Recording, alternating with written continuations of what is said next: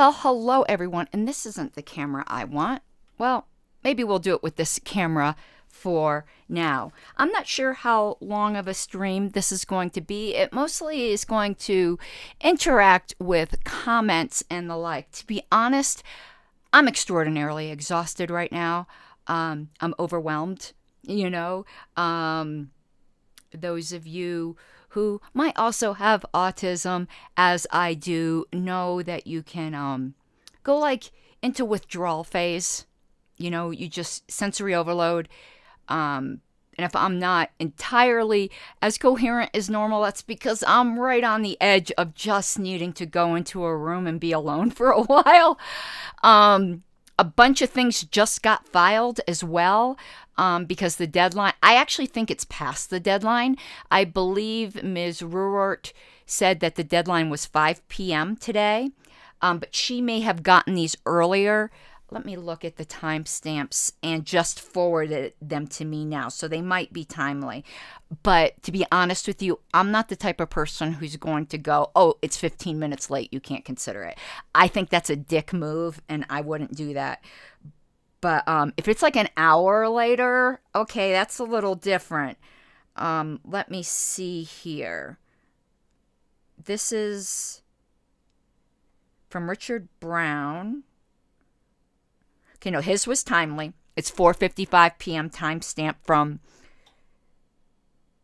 I don't know what time zone he's in, and I think it will timestamp the time zone that the Judicial Committee is in. So his was on time by 5 minutes. And let me see the one by Whitney. So was Whitney's. Whitney's was a half hour on time. It's just that Mary forwarded them to me now. You know, you can't expect Mary, who's the chair of the Judicial Committee, to be, you know, just sitting in front of her computer.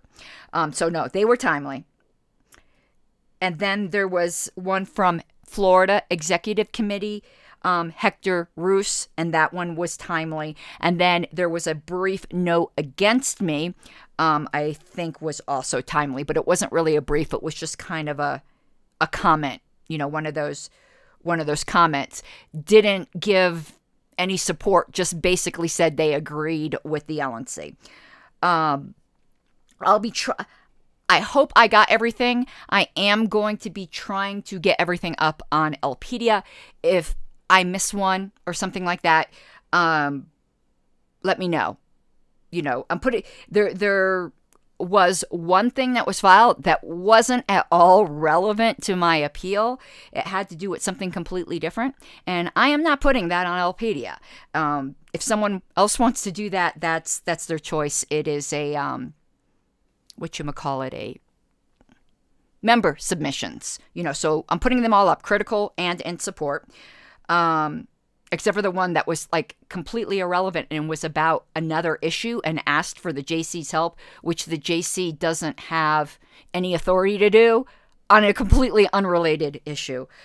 Okay, but I didn't really have a chance. We might take a look at Richard Brown's opinion, which we got, and the chair's letter together. I haven't really reviewed them, so that will kind of be a spontaneous review.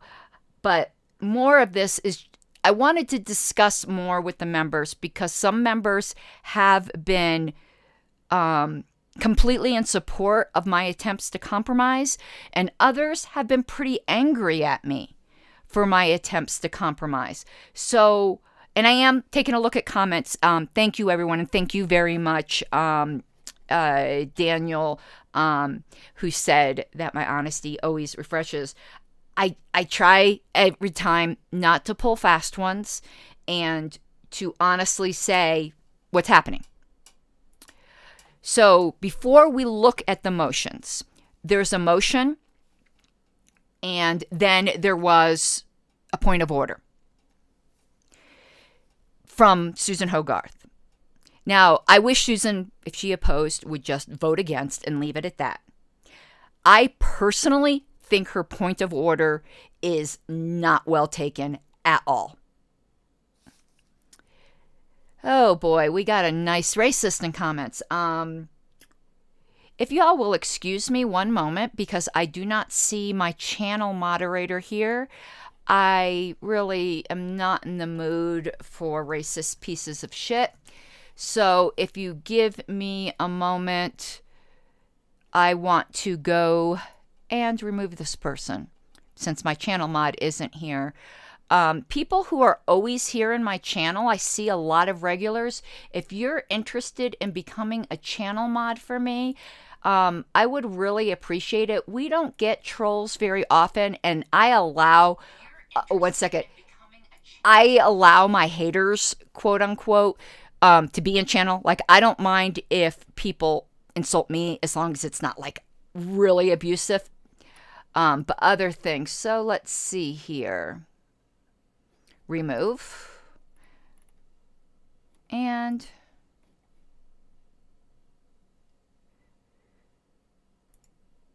okay. I think that we got this one taken care of. He might come back under another name. Mike, because you're here and you're here a lot, I'm adding you as a moderator. I just added you as, so you're a channel mod now, Mike Seebeck. And anyone else who is always here, I would welcome making you a moderator as well. Yeah, can't remove the name. You know, stuff happens. I condemned it in my voice, so I actually appreciate the opportunity to do that.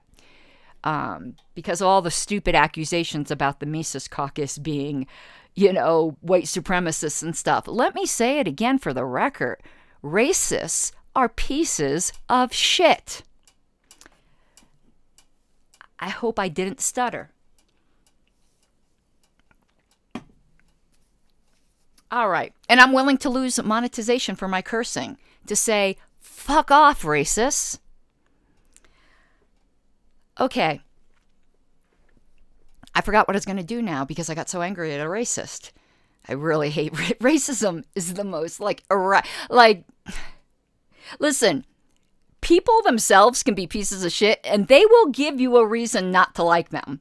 You don't need to just proactively dislike somebody because you don't like how much melanin they have on. Yeah, you can get demonetized for cursing. It has to be within the first 5 minutes, and this has been within the first 5 minutes. I forgot what I was going to say. Oh, people, if you give them enough time, they'll give you very valid reasons to dislike them. You don't have to proactively dislike somebody because they have too much melanin in their skin. Like, of all the stupid reasons to like say that I don't like this person is just ridiculous. A lot of people suck. If your hobby is disliking people, just let them open their mouth. Enough of them will give you a reason to dislike them rather than their skin color. That is just, you know, evolution made a mistake somewhere where it put that gene in some people to think that's a good idea or a smart idea. I don't know. All right, so back to the subject at hand. I know, Justin, I saw that you have a cuss word in the first 5 minutes, you will get demonetized. I actually read the terms of service pretty carefully, and I try to wait at least 5 minutes before cussing. But you don't get warnings for it. You usually just get a restricted or demonetized. You know, on your YouTube studio in the like control panel where you see the monetization, it's probably all yellow or grayed out. At least that's what they say they're going to do, specifically if it's the F-bomb. After the first 5 minutes, for some reason, they don't mind it as much as long as it's not frequent. But you don't get warnings. You just get sometimes restricted monetization. I've been paying a lot of attention to that. One second. I'm so distracted right now.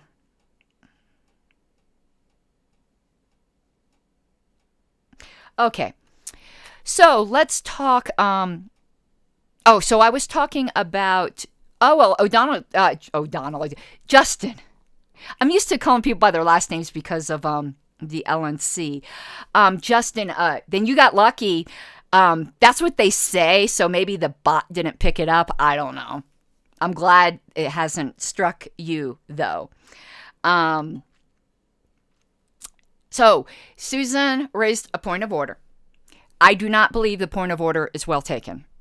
I also personally don't appreciate the attempt to sidetrack a legitimate compromise. Forget it. Put Roberts aside for a second. I know some of you don't think I can do that. I'm actually a Roberts heretic. I have a philosophy that the rules serve us, we do not serve the rules. And if the parliamentary rules get in the way of doing something positive where no one's rights are being violated, I don't give a shit what the rules say. That's me. I am a Roberts heretic when it comes to that. Most of the time, though, when Roberts is invoked, it's because someone's rights are at stake. The only person's rights who are implicated in this compromise are mine, but I've consented. So there's no rights being violated. And I also think pursuant to the rules, it's not out of order. But I'm going to be honest here. So a lot of people don't do this. I'm going to concede right up front that there is a reasonable argument. She didn't make it, unfortunately. But Susan's not that versed in Robert's rules. That's not an insult. She would tell you that. So she didn't word it well. But there is an argument to be made that it's out of order. There's a reasonable argument to be made that it's out of order. I just think it's wrong.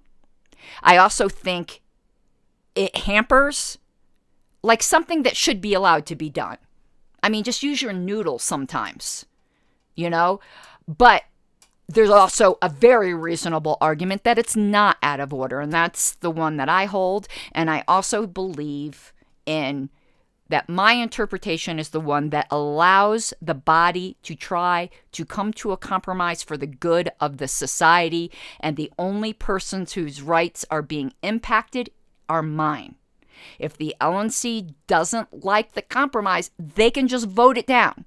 Their rights are not being compromised.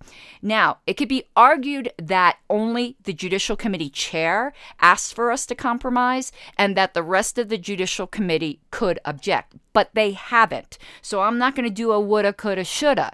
Until they actually object, I think we presume consent since Mary Ruhr asked for this twice. And Mary Ruhr has been on the LNC before. This isn't her first rodeo. But if somehow our rules are preventing us from reaching a compromise for the good of the party, fuck that. Okay? Let the vote go forward. I do not understand when no one's rights are being violated to stop something from happening. Something like this happened. I was listening in on the Radical Caucus convention. It was a few days ago. And they had a substitute motion. And then the substitute passed so that it became the primary motion. And then somebody wanted to amend the substitute, not by adding words. They wanted to amend what was already passed. Technically, that's against the rules. You're not allowed to do that. But whose rights were being violated? It was the amendment passed without objection or unanimously, one or the other. Who cares? Technically, was it against the rules? Yeah. And I told them it was. But I didn't tell them it was because I wanted it ruled out of order. I educate people on what the technical rules are because I don't want them to be ambushed at convention where some parliamentary wizards really use Robert's Rules of Order to get one over on everybody else. That's why I wanted to become a parliamentarian. Not to shove the rules in everyone's face, I wanted to do it to start to educate everyone so that they don't get ambushed. They don't get beat up by people who know the rules better than them. What motivated me to become a parliamentarian, and I don't have the credential yet, though I do serve as it. I've served at the New York convention, at the Kansas convention, at the Florida convention. And before Richard Brown was a registered parliamentarian, he served at our national conventions. So you don't have to have the credential. The credential just does give you some credibility. But what motivated me was I was in a bylaws committee, me and Kim Ruff. And there were some things we wanted to do. And all of a sudden, Aaron Starr, who's excellent at the rules, and M. Carling beat our ass with Roberts. We walked out of there bitch slapped. I mean, bitch slapped so hard, we didn't know what the hell happened. Kim and I, it was digitally, it was by email, but we proverbially looked at each other and said, what the fuck just happened? And I decided never would that happen to me again. And I also decided I would do everything in my power to make sure that didn't happen to anybody else. Because I walked out of that meeting feeling like a fool. But in my studies of Roberts, I have come to the heretical position that equity rules, not the black letter. And in equity, you ask, whose rights are being violated? That's me. But even with the black letter of the rule, I do believe Susan's point of order is not well taken. But I will concede there are some reasonable arguments to the contrary. I will never deceive you and act like there isn't. Okay, let's go through some comments here, and then we're going to look at some things in depth. I'll be here as long as everyone wants to. Okay, we got rid of the racist. Let's see here. Cowboy said Susan's objection basically boiled down to, I don't like this. I agree with you. And there are some things she said in there that were wrong. But I'll tell you something else I don't believe in. I don't believe in when you know what someone is trying to accomplish, but they word it wrong, like punish them for wording something wrong. You know what I mean? Like some people don't say the right words in a motion, or they bring the wrong motion, but you know what they're trying to do. And I will give Nick credit for this. Nick Sarwark was very good at chairing meetings. And what he would often do, he would say to people, I think what you're trying to do is X. And if that's true, you should do this. Even if Nick thought it was stupid. He always facilitated the body to get done what it wanted to get done. And that I do respect about Nick. And when I chair, that's exactly the attitude I have.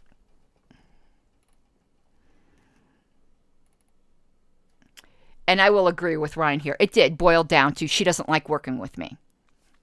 Okay, too bad. I was duly elected. Do I want to be perfectly honest here? I don't like working with her either. But the fact is, she was duly elected by Region 5, and I respect Region 5 enough to say I can work with anybody. With all due respect to Susan, if she can't work with me, that's her problem. And perhaps she's not in the right position. Anyone on the LNC has to be willing to work with anyone. This is a political board. Political boards are difficult. And if you don't have the Constitution for that, this isn't the role for you. Now, I actually think she does have the Constitution for it. She's on the board of the Radical Caucus. Have you ever dealt with a bunch of radicals disagreeing? So, when I say, well, perhaps she's in the wrong role, like she should resign, I am speaking, how do you put it, against reality, because I do think she can handle it. I think she is overstating her inability to work with people she doesn't care for. I think she can. So I'm actually more confident of Susan than she is of herself. I think everyone elected to this board can work with anyone. They just don't prefer it. And I'm going to be really honest here. Fuck your preferences. You want to know whose preferences matter? The delegates. And they often pick people I don't like. They elected JBH. I didn't like that. But I respected them. Okay. And her compromising on the NAP thing, no, it's not severable, Susan. You had every opportunity to divide the question and you didn't. You compromised the NAP. Everyone on the LNC did, and I know you really regret it now, and I'm glad. I'm glad you regret it, because that was a monumentally stupid thing to do. And I know for a fact that some of the LNC members that didn't support this motion pled with you guys in the background to remove that. It isn't as if, oopsie, ooh, I didn't think of those implications. I know that you were told about this, maybe not Susan particularly. I think maybe it was more Aaron and Laura and whatever, because I don't think Susan was really involved in lobbying for this. But I do know that the primary architects of this motion were told, you need to remove that NAP thing. And they didn't. So now they got to live with it.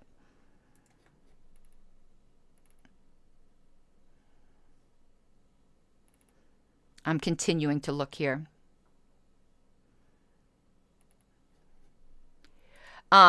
This is Libertarians Against Lynching's opinion. Everyone's entitled to their opinion. Opinions are not violations of the NAP. Opinions are not abuse, and opinions are not harassment. With that, I'm going to say his opinion. His opinion is that Susan's request that the compromise motion be ruled out of order is so that there's not a recorded vote on the compromise motion. This protects the suspending 11. Change my mind. Well, there will still be a vote, though. It might not be on the compromise motion, but someone will. Let's say Whitney hasn't ruled. I think if Whitney, I'm trying to do this without making any aspersions because that's not my intent here. My intent here is to be very neutral. If I were Whitney, I would say it's in the best interest of the party to let this vote happen. That it shouldn't be held up over alleged technicalities. But let's say Whitney rules it out of order. Someone will appeal the ruling of the chair, and there will be a vote on that. So there will be a vote on something now. I think the members deserve to see a vote on the compromise.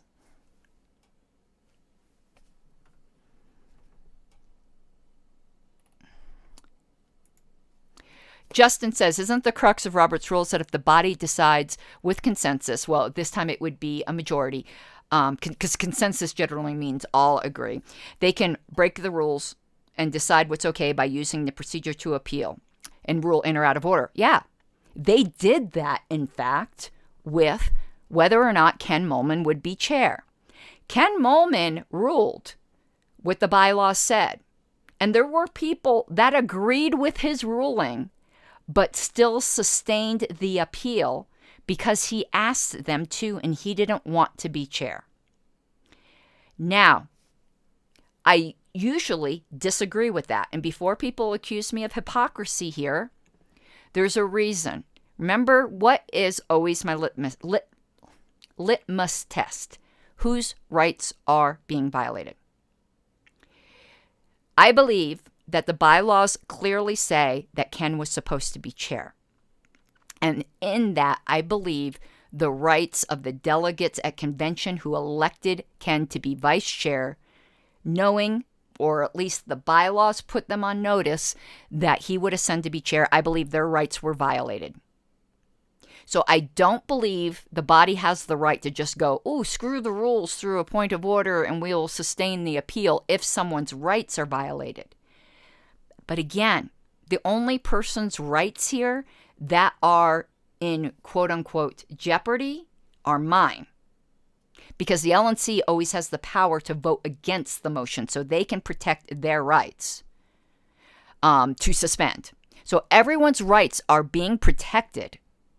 To try to get something that you don't like ruled out of order through a technicality, I don't believe that is principled. That's my opinion. And Mike is right. The whole reason Mike and I do the cult of our ONR is to educate people so that they're not ambushed. And he calls it parliamentary foosball. And the reason why we put across the screen the heretics are in the temple is because we do not worship Robert's rules. I think Mike agrees with me that equity should prevail. Might not. I don't want to speak for Mike, but I can tell you I absolutely am a heretic in that regard.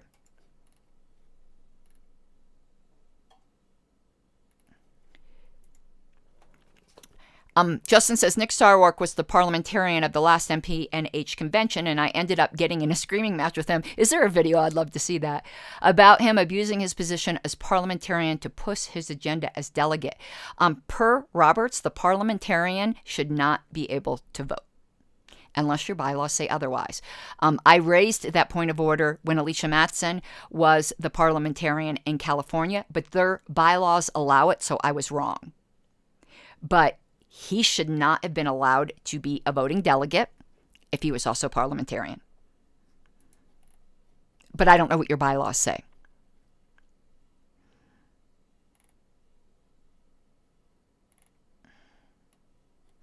Let's continue. And yes, libertarians against lynching. True, a vote to support an appeal of the ruling of the chair that the compromise motion is out of order could be a vote to assess which LNC members support the compromise motion. I agree with you because this particular LNC has used appeals that way. They are quite willing, as was shown in the thing about Ken, but this has happened multiple times, and it's not just this LNC, to ignore the rules when there's something they want to get done. So I think you're absolutely right. Libertarians against lynching. And Mike's opinion on equity. Sometimes on equity, sometimes not. Personal bias. Well, personal bias factors in for everybody, obviously, for better or for worse. Though I think we both try to put aside personal bias.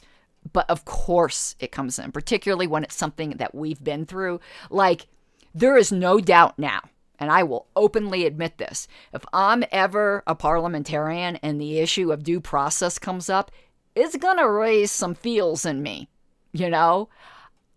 This experience has changed me, and it's changed my outlook, and it's changed my biases. In fact, as I've said, it's caused me to really step back and reconsider whether I was wrong in my vote about Arvin Vohra, and I'm still considering that. And if I decide that, I will personally apologize to Arvin Vohra. But I think what will keep me always from doing that, I think I'm going to assess the Arvin Vohra thing in two different ways. You must remember, during that vote, I was a regional representative who ran on a promise that I'd represent the will of the region, and the will of the region said to vote yes. So I never can regret that vote because I was doing what I was elected to do. But I can put myself in a pretend position. Let's pretend I was an officer at that time and could vote my own conscience.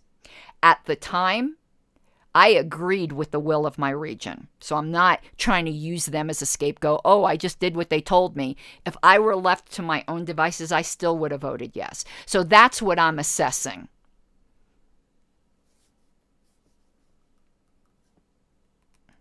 So in my region, Justin, I had a 2/3 majority. I mean, majority is not the right for 2/3. A majority is over 50%. I had 2/3 of my affiliates. I had 9 at the time. Either affirmatively wanted him gone, or said, I trust your judgment. Our position is your position. I'm trying to think if I even had any that I had one that I know for sure that definitely voted no, and I believe that was Utah. So it was overwhelming. And Justin said, yeah, he had unanimous direction. So as regional, I can't regret my yes vote. I just can't, because I was directed and that's what I ran on. But I'm not going to hide behind that. If I was able to follow my own conscience, I would have voted yes then. And this whole thing has caused me to reconsider that. It really has.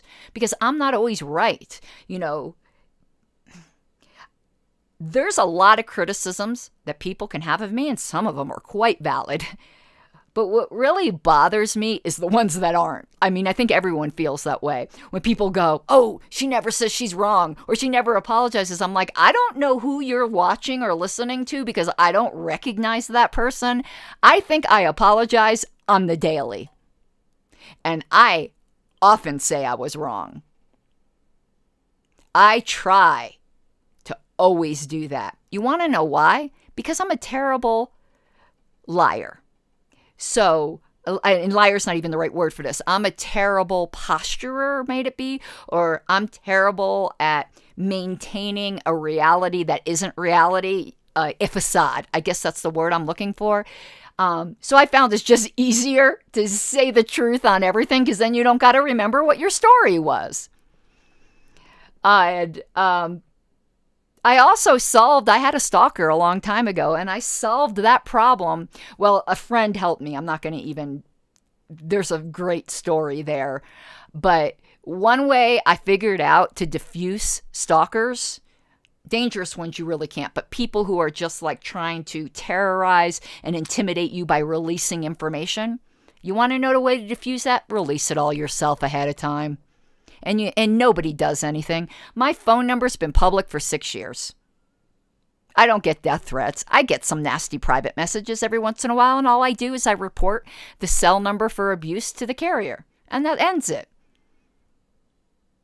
But I remember when I was trying to keep all my information private, I got terrorized by this guy because he kept releasing hints of what he was finding out. And then I just feel like, why am I letting this person have this power over me? So I just released everything myself. And what freedom there is in that. Now, of course, we're not talking about like the crazy ones that go and shoot Rebecca Schaefer. We're not talking about that kind of stalker. We're talking about the trollish kind. And I think the way I approach telling narratives is the same way. I'm going to tell you as it is. I would love to sit here and tell you that there isn't a reasonable argument to be made for what Susan said, but there is. So I'm not going to lie to you. But I believe the argument against it is much stronger and that the best interest of the party lie with the argument against it. Okay, I've went through all the comments. Now let's look at the actual documents, as it were. I should have had this pulled up ahead of time. And Mary is asking me how things turned out. I will have to let her know. I can't respond to her right now. She forwarded me a couple things. One moment. Another one came in support of me. I'm just going to read it out. I haven't read this. I'm reading this with you. So you're getting to see my contemporaneous reaction. I'm not going to name the member. It will be, well, actually I am, because these are all public now. It says, it seems that the Libertarian Party is becoming just as racist, sexist, and biased as the two major parties. Now the LNC is attempting to remove one of their most effective members, not by election, but by board action. But I am also familiar with this type of action in my own state party of North Dakota. And incidentally, I also appealed to the Judicial Committee some time ago, but it has never bothered to respond. In my case, I am the most popular statewide Libertarian candidate in North Dakota. Still, the state party, without even giving me notice of due process, expelled me from the North Dakota Libertarian Party. Their excuse was that I had run for Congress as a Democrat and got 26% of the statewide vote, and I also offended some members of the state party by occasionally sending out emails when I was state chairman.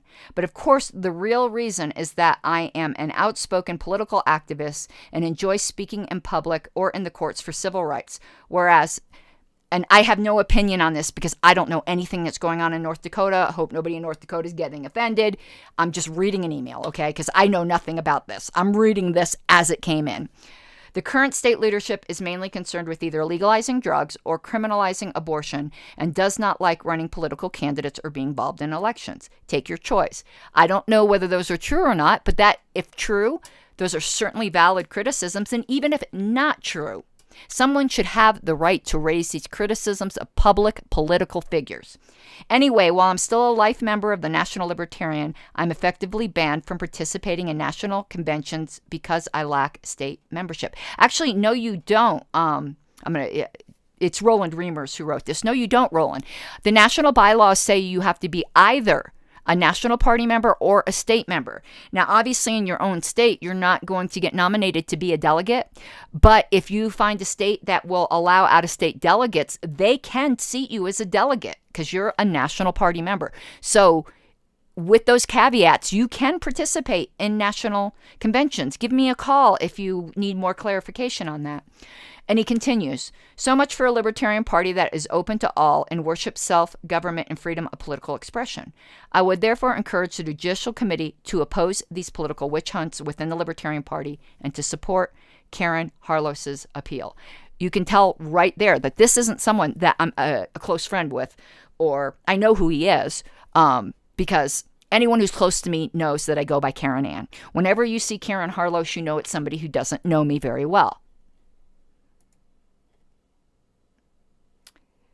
Okay, let me see here. I'm just reading something from Ken Molman. Says, I am co-sponsoring. This is in well, actually, let's just go to the motions now and we'll start dealing with, let me share my screen. Okay. Here are the motions, and I'd like to explain them and what our intent was. And when I say it's because I did help Mr. Nikela with this motion. What I'm trying to do here, and I've done this a lot, and it really, bothers me that the critics don't recognize that I compromise quite a bit. There's plenty to criticize without making up false criticisms, I guess. So here we go. Motion A precedes the motion B, which if passed would go into effect 24 hours after the ballot of motion B expires. Motion B shall begin balloting 24 hours after balloting begins on motion A by request of the mover. Basically what he's saying is there's one motion that's going to start, let's just make up days, on the 15th. And then motion B will start on the 16th. The purpose of that is so that motion A is done before motion B is done, because a lot of people's votes on motion B will depend upon what happens with motion A, and I didn't want people to be ambushed. This timing was at my request to be absolutely fair to the people who opposed me on the LNC. If only I got that kind of courtesy. Okay, so let's look at the sponsors are Nikela, Smith, Nana, Radsup, and Molman. And let's look at the motions. All right. Motion A. Motion to rescind suspension and impose censure as follows. 1. The suspension of Ms. Harlos as Secretary from the Libertarian National Committee on or about September 5th, 2021 is rescinded as of 24 hours after the expiration of the ballot of Motion B, motion of agreement between the LNC and Karen Ann Harlos. And 2. Ms. Harlos is censured for general indecorum in her official role as Secretary. And 3. As a result, the pending appeal of suspension with it, the Judicial Committee will be moot, though both parties welcome advisory comments from that body coming out of this matter. So basically, the motion would rescind the suspension and impose a censure. One member on demand could divide this motion because it is two separate subject matters, a suspension and a censure. It's easier to do it in one, but if somebody wanted to, they could divide it, but nobody has requested to divide it. Okay, motion B, which will start the day after motion A is started. Be it resolved that the following agreement is approved as agreed to by the Libertarian National Committee and by Karen Ann Harlos. Notice it says I agreed to it. I don't think Susan read this carefully. Number 1, Ms. Harlos voluntarily agrees to be placed, and this actually, it doesn't use these words, but what this is a special rule of order that would be passed by the LNC. And it would require a 2/3 vote. Motion A would only require a majority. So the reason we had motion B expire a day later, so say you had people who voted no on motion A, but it passed by a majority. Those people, could then scramble to be sure to vote yes on motion B so that at least there are restrictions placed on me for a little while. Okay? Their vote on motion B would have been no if motion A wasn't passing. So you can understand the timing issue here. Please let me know in chat if that wasn't clear. Okay, so I'll start again. Ms. Harlos voluntarily agrees to be placed on restricted duty as Secretary, so this is a voluntary agreement. until January 1st, 2022, because they can't demand that. If I'm reinstated or the suspension is lifted, I have my full rights. I can only voluntarily not exercise them. They can't demand it, but I am voluntarily agreeing. And of course, they can, or yes, JJ is correct, or a majority of the entire membership. I wonder, is 2/3, if everyone votes, do some math for me. I know what a majority of the entire membership is. Right now, the membership is 16 because I'm not there. So a majority would be 9. If everyone votes, what is 2/3? But see, 2/3, it isn't 2/3 of everyone voting. Only a few people can vote. But anyway, that's one of those weird paradoxes where 2/3 is where a majority, well, you know what I'm saying. Anyway, I don't want to get into math. It's 2/3 or a majority of the entire membership. Let's just leave it that way. Number 1, A. Oh, so JJ says 2/3 is 11 if everyone votes. Okay, Ms. Harlos shall virtually attend the next in-person. Yeah, I should know what 2/3 is, shouldn't I, Mike? That should be burned in my brain.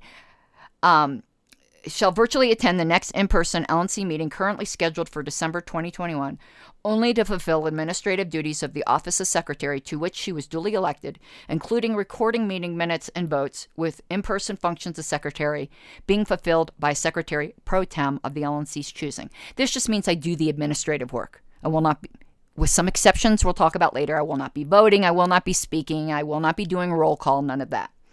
C. If any additional in-person meetings are scheduled during the voluntary leave period, the voluntary leave period shall expire at the opening gavel of the second in-person meeting scheduled, at which Ms. Harlow shall attend and resume full duties. This is so that nobody tries to schedule a second in-person meeting during that period, because if I do not attend 2 in-person meetings in a row, per the bylaws, I would have voluntarily resigned. So that's to protect me. D. Ms. Harlow shall not participate in the LNC business list or the executive session list during the voluntary leave period, except only to fulfill administrative duties of the office of secretary to which she was duly elected, including reporting votes, but excluding participating in debate or other non-administrative functions. So it's just me doing administrative items. JJ asked, why wouldn't I be doing roll call? I suppose that's debatable. I would think I would consider that part of where it says the in-person functions of secretary. Because honestly, the whole idea of this voluntary leave is so that they don't have to hear from me. I'll be just doing stuff in the background. So I'm perfectly fine not doing roll call. Let's see. E. Ms. Harlow shall fulfill all the required administrative functions relating to preparation for the 2022 convention, including any ex officio committee roles. I'm ex officio on the convention committee. I think it's very important that the secretary be so, and I would be doing all of the delegate stuff. F. In all cases where a vote is taken during the voluntary leave period, Ms. Harlos's vote shall be considered an abstention in accordance with RONR 45.1, and at the end of the voluntary leave period, the restrictions on Ms. Harlos are removed, and Ms. Harlos is restored to full unrestricted duty and shall serve the remainder of the term of office. And now here's some exceptions.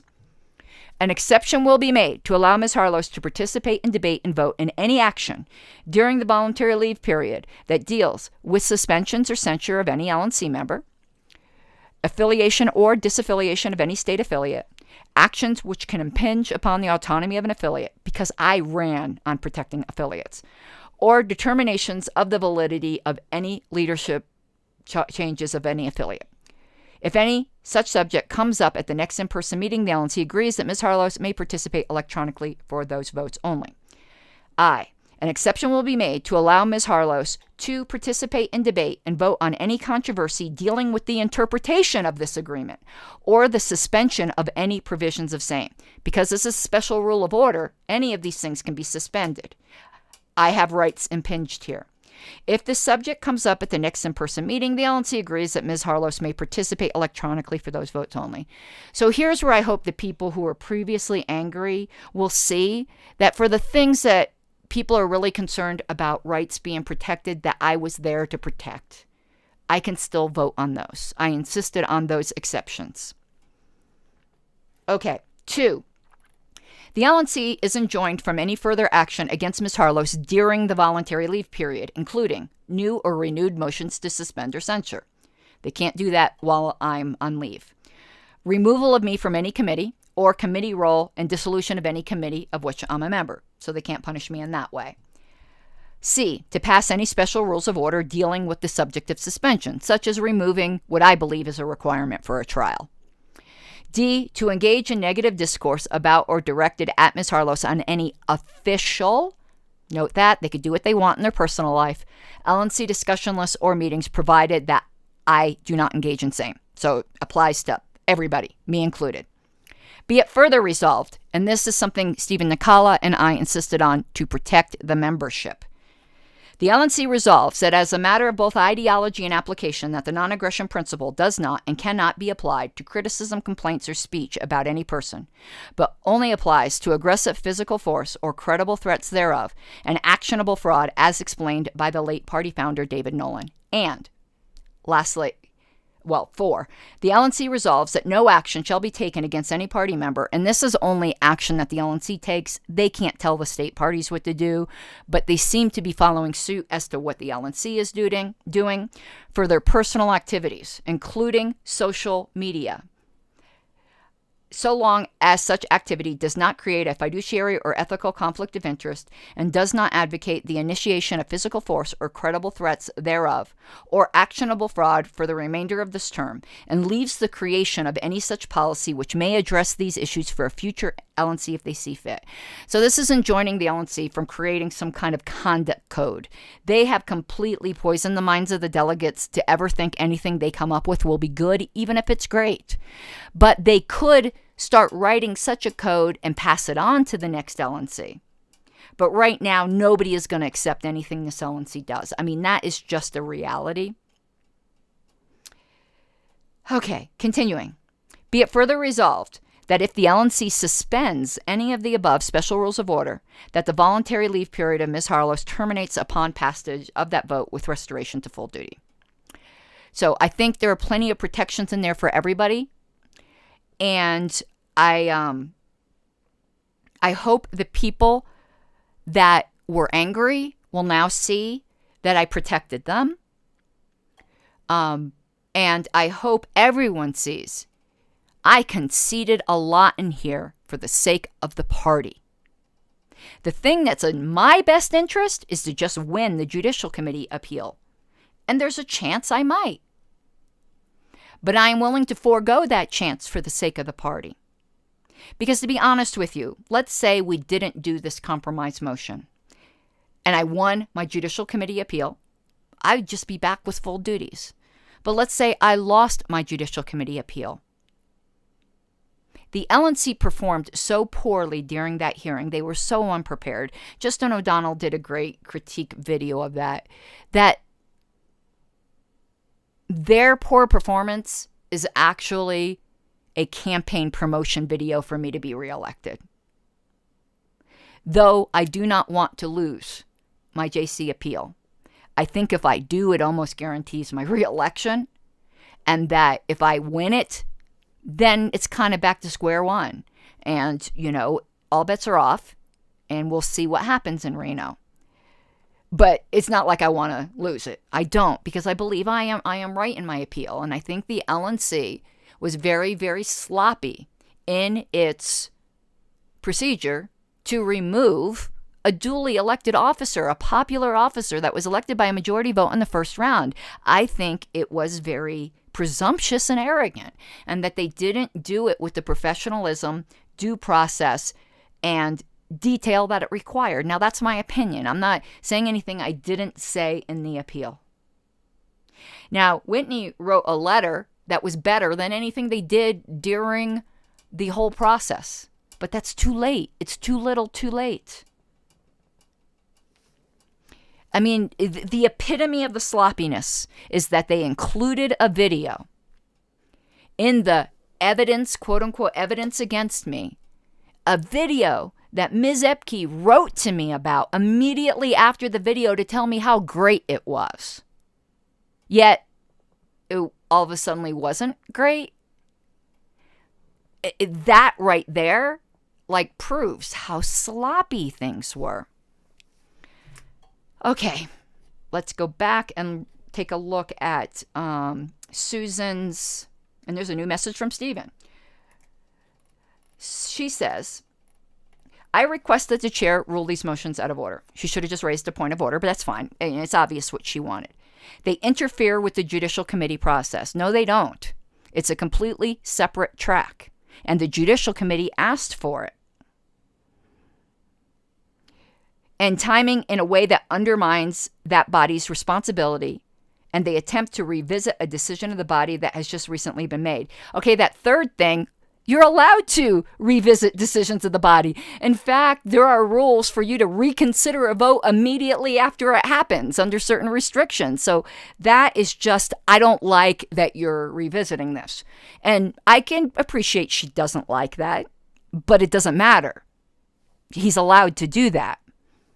They don't interfere with the judicial committee, and the chair of the judicial committee asked for it. Now, the judicial committee can interfere in this process by just ruling immediately. And if they rule immediately, this is done. But if these motions pass before the JC rules, the JC's action is mooted because the motion, which was the suspension that they're reviewing, has now been rescinded. It no longer exists if these pass. It says it's not my place to give advice to the judicial committee. Well, you kind of just did. But it seems as if they can divide the questions of cause. No, they cannot. The time to divide the questions of cause, Ms. Hogarth, was at the time you voted for, you debated the motion. You could have done that division and you chose not to. And in the case that there is attempt to undermine a fundamental libertarian principle mixed with the process of ensuring our board can function properly. To me, a properly functioning board is one where you have someone willing to call things out. You just don't like it. And that is not a reason to remove somebody. That is removing somebody because of political and personal motivations. The board is functioning properly. In fact, the board has I'm not going to say the board's functioning properly. Let me revisit that. The board is very dysfunctional, and it's not because of me.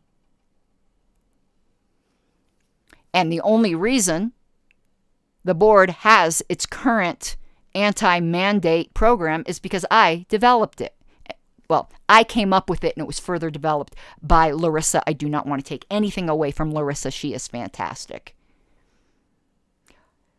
And I want to read you guys a brief submitted by Rob Latham, not in support of me, not in support of the LNC. He wrote an informational brief to the Judicial Committee. It's neutral, but I love it. Also, the motions reference behaviors and activities required of the secretary that I'm not sure this body has the authority to dictate. Most certainly does if I agree to it. I don't even have to agree to the original motion. They can pass that motion, and then I just don't do it. And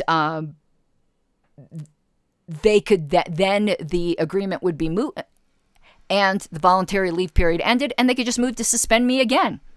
And they would have just cause, I think, then. But I do agree to it. And equally, concerning these restrictions were either proposed in collaboration with Ms. Harlows, it says right in the motion that it was. In which case that ought to be acknowledged, it was Ms. Hogarth. You didn't read the motion carefully.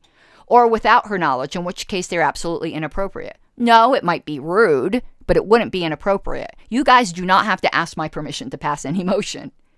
But it was in collaboration with me because Mary Ruart requested it of me. And I'm going to say this. It might seem critical, but I do believe this is neutral. It's just relating facts. You can interpret the facts as you wish. That I immediately wrote the party chair to try to enter into negotiations, and I got no response. Mary Ruart has emailed back and forth and offered her help and has received no response from the party chair. The party chair has been either silent or ignoring these. You might think that was the right thing for her to do. So you might think it was the wrong thing for her to do. I am not putting an interpretation on that. You can interpret that for yourself. I know how I interpret it. Okay, so that's the extent of it.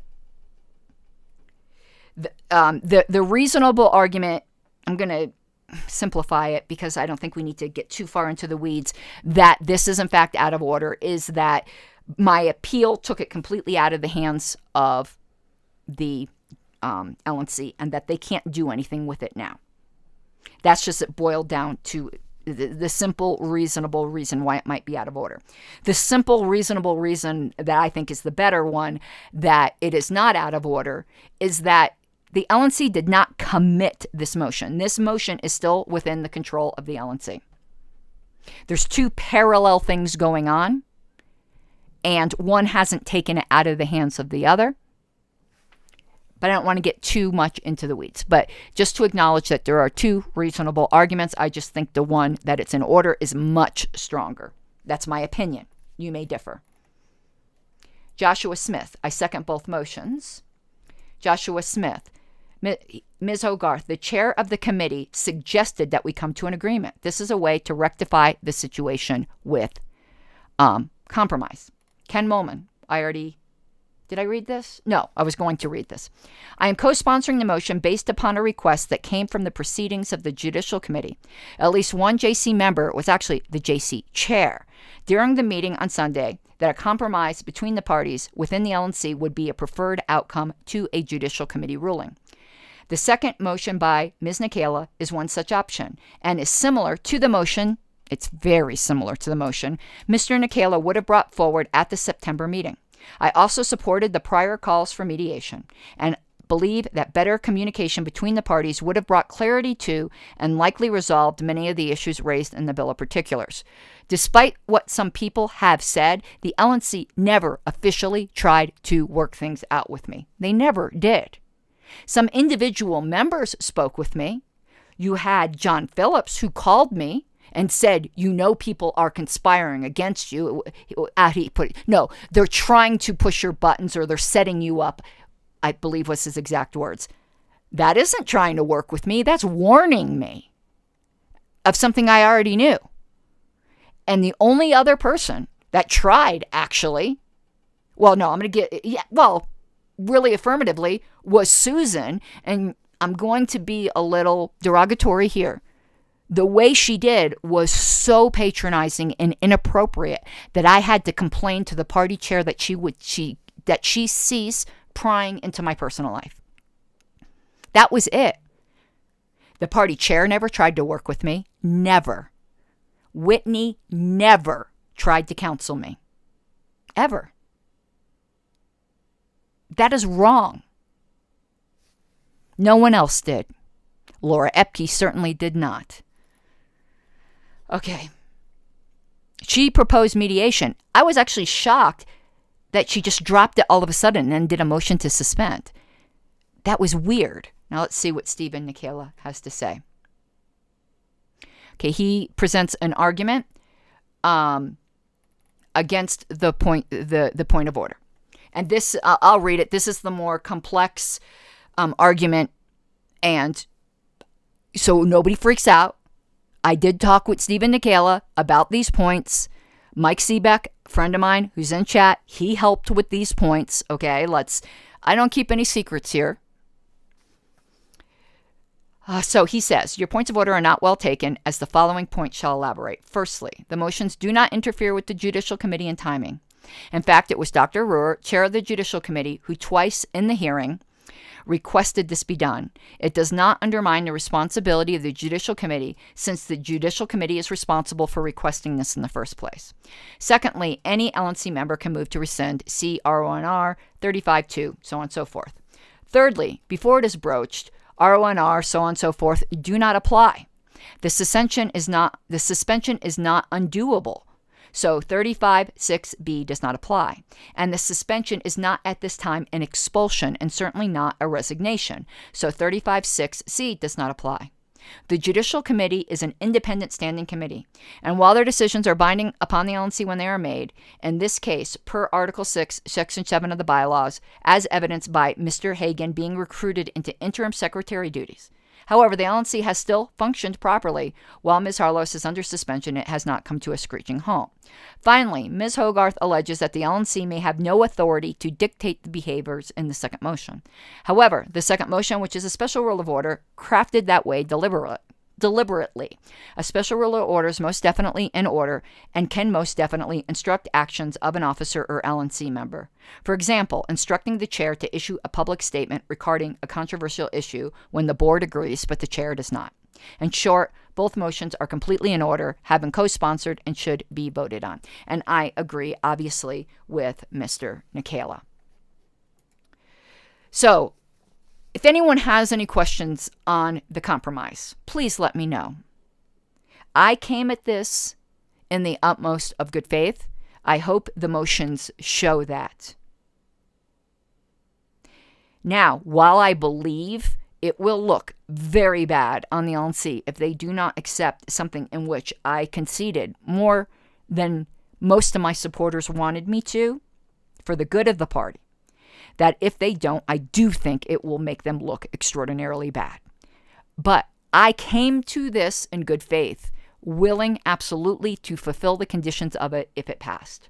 When I brought it, did I think it would pass? No, because I don't think this LNC is willing to compromise, but let the delegates see that. But my point in bringing it was not to do a gotcha so the delegates could see something. I want this to pass. I want it to pass. Even though I don't think it will, I hope to be surprised. I've been surprised before. I want to show you guys now Rob Latham's very excellent. There's one point in it I want to highlight.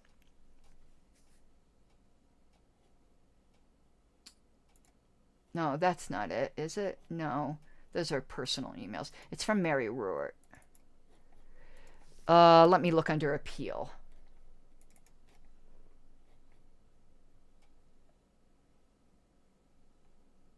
Well, crap. Is this it? Yes. Okay. Here's the one by Rob Latham. I'm not going to do the introduction because we don't need to. Now, he raised some points I didn't raise. Because Chris Lucchini, and I'm sorry, his opening statement for the LNC, it wasn't even prepared. And the fact that a Region 1 representative who did not have strong support from Region 1 to vote yes. In fact, he did not have anywhere near a majority of yes votes. I know he claims he does. He did not. And it was a majority of votes to vote no until he did some, in my opinion, manipulation where he claimed that they already had the votes to remove me, which they did not. And then he made a promise to a state chair. He tried to play the caucus game. He made a promise to the state chair that if I was removed, he personally would make sure that a Mises person would be put in my place. That is so completely unethical and inappropriate. And I really do call upon the Region 1 people. As a Region 1 member, I am not speaking as a suspended secretary here. I am speaking as a member of the Libertarian Party of Colorado and the secretary of the Libertarian Party of Colorado. I urge the other region state chairs to strongly censure Mr. Lucchini, and I will be bringing forth a motion to the Libertarian Party of Colorado to do that. He has been completely inappropriate as our representative. Let's continue. The Judicial Committee is a jurorial check on the National Committee. The Libertarian Party's plank entitled Crime and Justice, he put in italics, includes the following sentence: we assert the common law right of juries to judge not only the facts but also the justice of the law. Because Chris Lucchini argued they could only look at the procedure, and as long as they followed the procedure, the Judicial Committee should affirm. That would make all of these processes that are put in our bylaws be ridiculous. If all that could be done ministerially. That could be done by a clerk who said, okay, let me count the votes, 2/3. Did you state some cause, no matter if it's a good cause or not? Yeah, you did. Okay. That was basically his argument. And that should scare you, that he thinks the LNC has that much power. I wouldn't want that much power as an LNC member. Libertarians recognize that not only may a law be unjust, but ostensibly just law may be unjustly applied. A jury serves as a check against both types of injustice. And then he quotes this complicated section from our bylaws. And then it says, for those delegates who attended the 2020 National Convention in Orlando, Florida, in person or remotely, it was apparent that candidates from disparate communities of interest were elected to officer and at-large member positions by a majority of the delegates. He's incorrect there. No at-large member, including those who want to remove me, were elected by a majority. Ms. Epke had the most votes, and she only had 38%. One might believe from this that the party's convention delegates were voting inconsistently. But let me be clear. I think if they went multiple rounds, Ms. Epke would have been elected no matter what, and so would have Ms. Sarwark. Just saying. But they were not elected, as it stands, by a majority. However, as various observers affiliated with the Cato Institute have expressed, divided government is desirable for democratically elected organizations. Thus, party members, each of whom hold varying preferences, populated the Libertarian National Committee with candidates from competing viewpoints to further legitimize its decision-making among party members. Moreover, given that all of the officer elections had concluded before balloting, I'm not going to get into this balloting thing because I wouldn't read that much into what the delegates were doing. But here, he says the Judicial Committee may determine the justice of the law, basically, that the cause for suspension is improper or insufficient. I like where he says, let me see here. If an official act is performed simply in order to appease discriminatory viewpoints of private parties, that act itself becomes tainted with the discriminatory intent, even if the decision maker personally has no strong views on the matter. I think it's patently obvious that some of the motivation here is to discriminate against people who will publicly call out the LNC. It is obviously that. Not everyone's motivation had to be that, but if any of them was, the whole thing is tainted. Just as I said, the bad faith, like sneaking in David Sexton without telling Stephen Nicol, is just a shit dick move. It really is. You know, they've got to feel like the way Will McVeigh did when he thought he was following the rules and removing those people from Delaware. He goes, yeah, it was unethical, but it was on our rules. I think the same thing about what they did with Sexton. It was unethical, even if it was within the rules. And I'm not convinced it is within the rules, by the way. I've changed my mind on that. Okay. Here, a cursory review of the Bill of Particulars, cited by the makers of the suspension motion on the Libertarian National Committee, evinces an everything but the kitchen sink approach. That's what they did. All right. And he says you can evaluate that. We're not going to read the whole thing.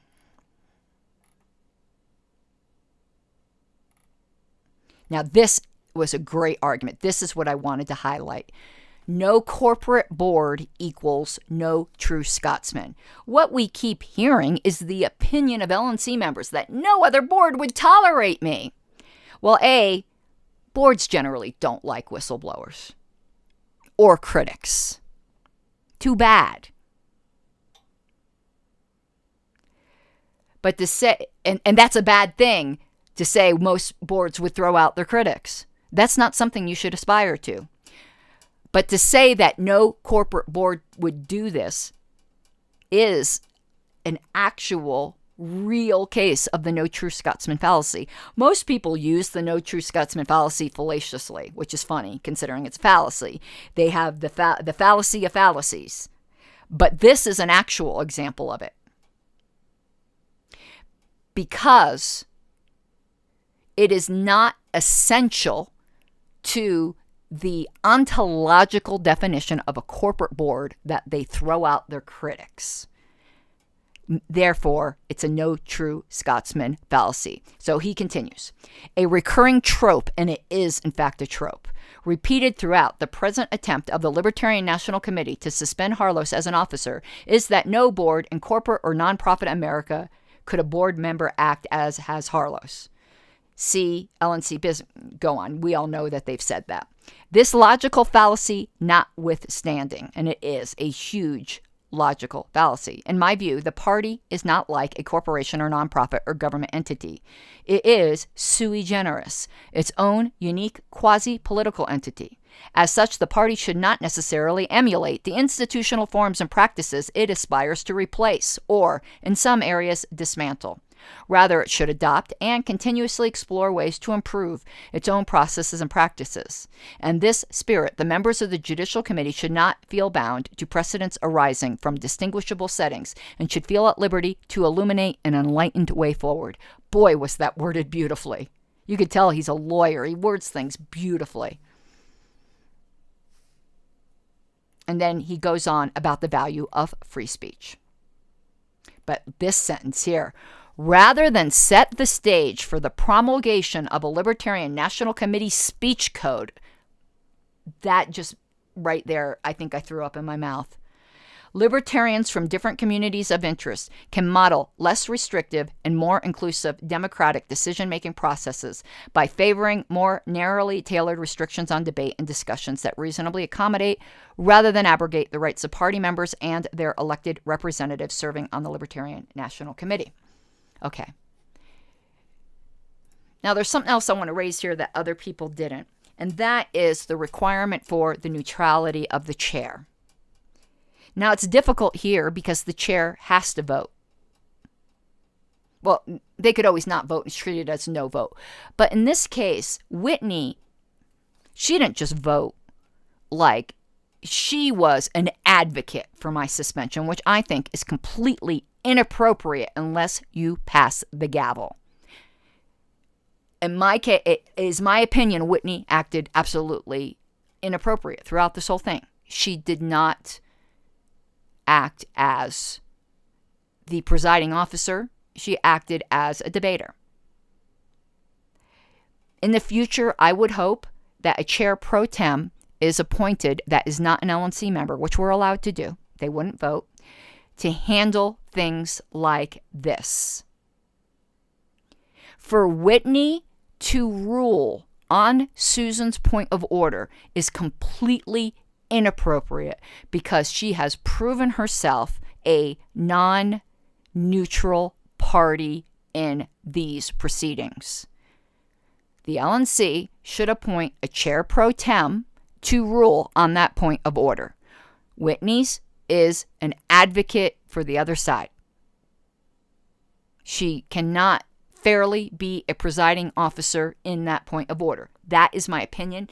It's not a criticism against Whitney. Some of the things I said earlier could be seen that way because I do think she went out of the bounds of being a presiding officer. But she hasn't done that here yet because there's been no ruling. I believe that she should see this conflict and ask for the LNC to appoint a chair pro tem to rule on this. In every single point of order I have ever raised, Whitney has always ruled against me. Now listen, I am going to be wrong sometimes, and I think I can count about 10, maybe. I don't know if I'm exaggerating. I hope I'm not, but I believe it's about 10 points of order I raised that she ruled against me on all of them. What's the chance of that? You guys know I'm not perfect, but I'm thinking of everyone. I'm probably a better parliamentarian than anyone else on the current board. What are the chances that I was wrong 10 times? Or is it more likely that she's prejudiced against me? That's for you to determine. But we'll see what happens. That's just my personal opinion. I'm not telling you how to think. I do think it's a reasonable opinion, and I do hope that the LNC appoints a chair pro tem to rule on that point of order. And of course, that ruling, as JJ has said, can be appealed, as we had talked about earlier.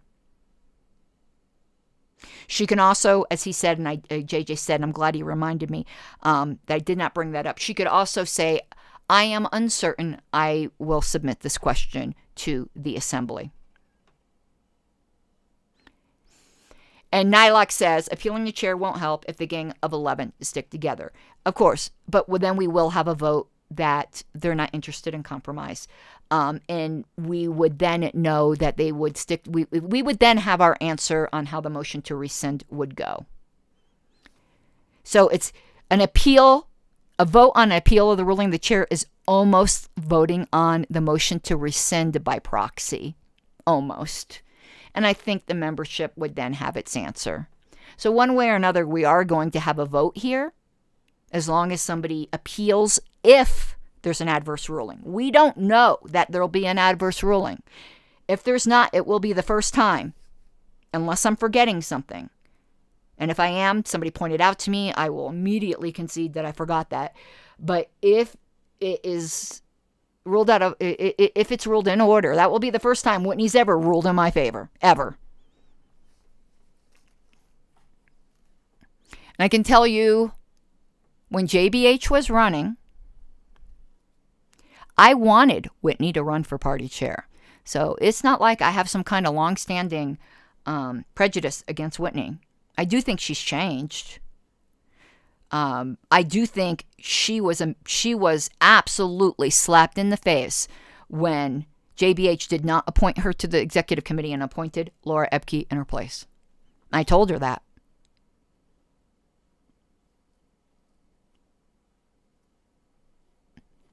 Oh, Nilak says it's Justin in Minnesota.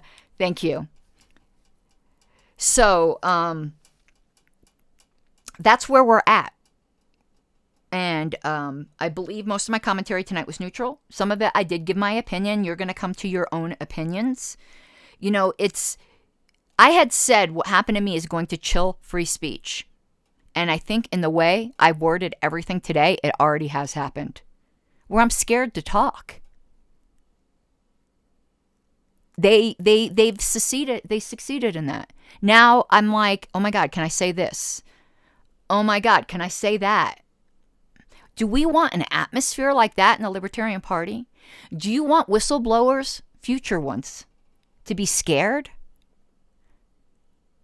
That's exactly what will happen. Speech has already been chilled. Me, the big fiery loudmouth, I'm even going, oh my God, can I say that? Yes, they have intimidated me. And it's not easy to intimidate me.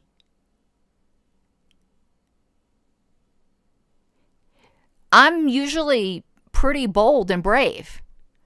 And if my speech has been chilled and intimidated, what about somebody who's a little bit more timid? Or somebody who doesn't have the audience that I have so that I can garner support around me? Because a support network is so critical when you're calling out something that might be unpopular to do so. So what about somebody who discovers these things that doesn't have my support network or audience? Do you think they're going to say something? No, because they know they'll be squashed like a bug. Do we want that culture? Or is it better to allow some criticism that might be over the top so that everyone knows that they can speak their mind? I know what kind of culture I want in this party. Shame on you, LNC. Your legacy is really going to be terrible. It's even going to be terrible no matter what someone's opinion of me is, because I think what people are going to remember from this years later isn't even going to be me. I don't even think it's going to be my name. It's going to be just some officer. But what's going to go down in history as your legacy is these terrible, terrible actions. And do you want that? You can redeem it somewhat now and compromise. And forget about it being about me and you guys. Think about the wonderful example this will set to conflicts that are happening in state parties. And that will happen in state parties if we compromise. What a gift we will be given to people we don't even know yet. We can set that example. That is why I agreed to a motion that wounded my pride. Do you think I'm perfectly happy with everything I'm agreeing to? No. Do you think I'm happy with the censure? No. I'm submitting to it. for the health and well-being of this party.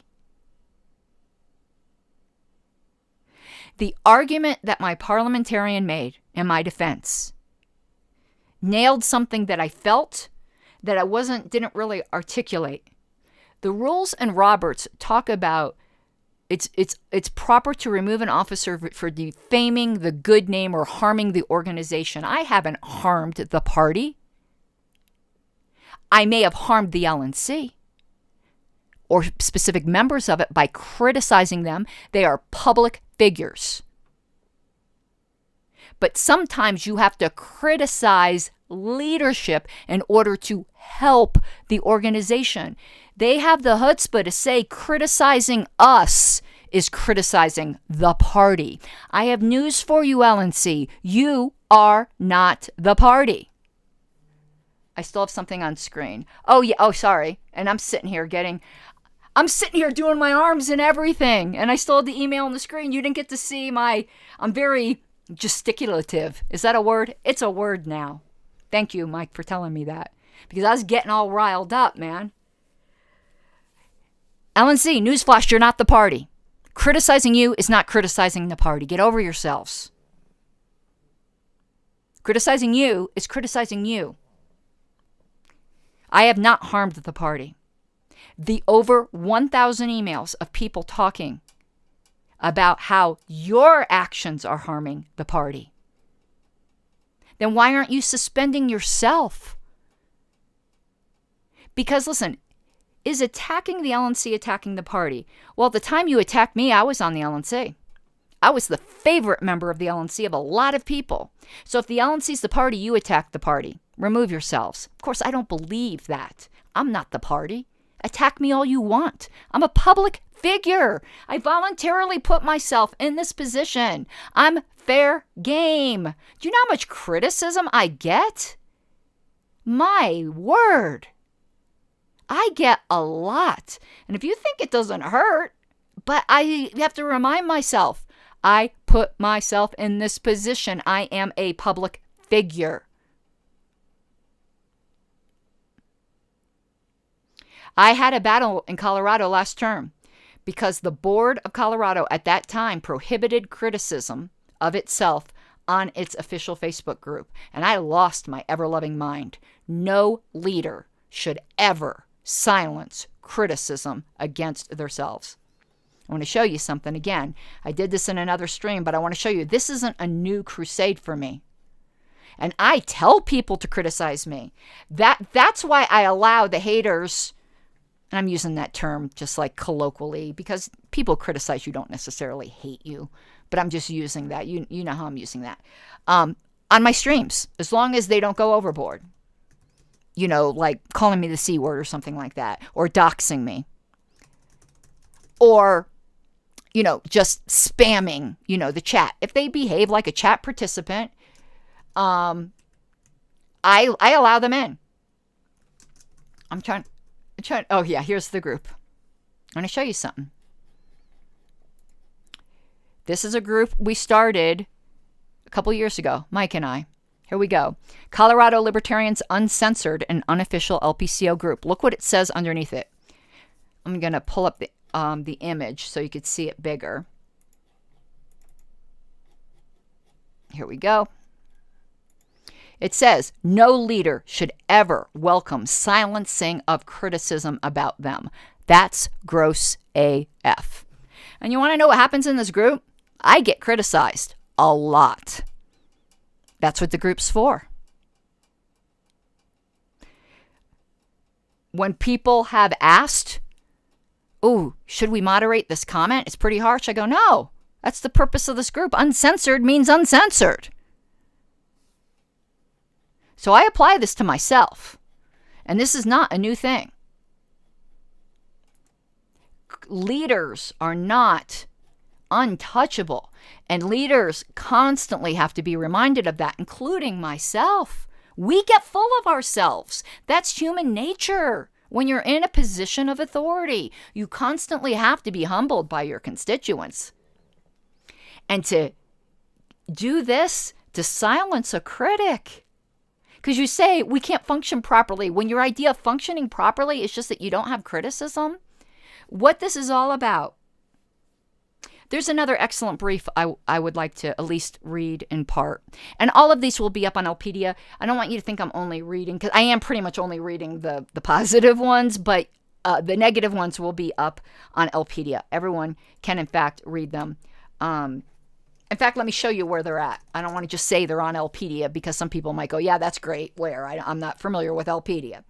So let me pull up Elpedia to show you exactly where you can find these. I haven't put them all up yet because some came in the last hour.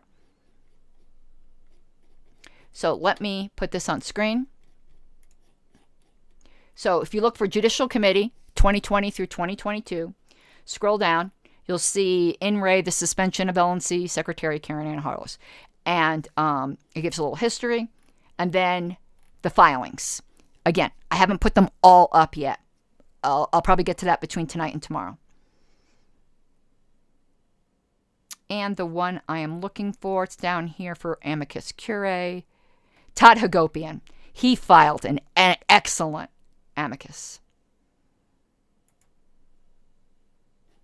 Let me see if I can make this bigger. Okay. Here we go.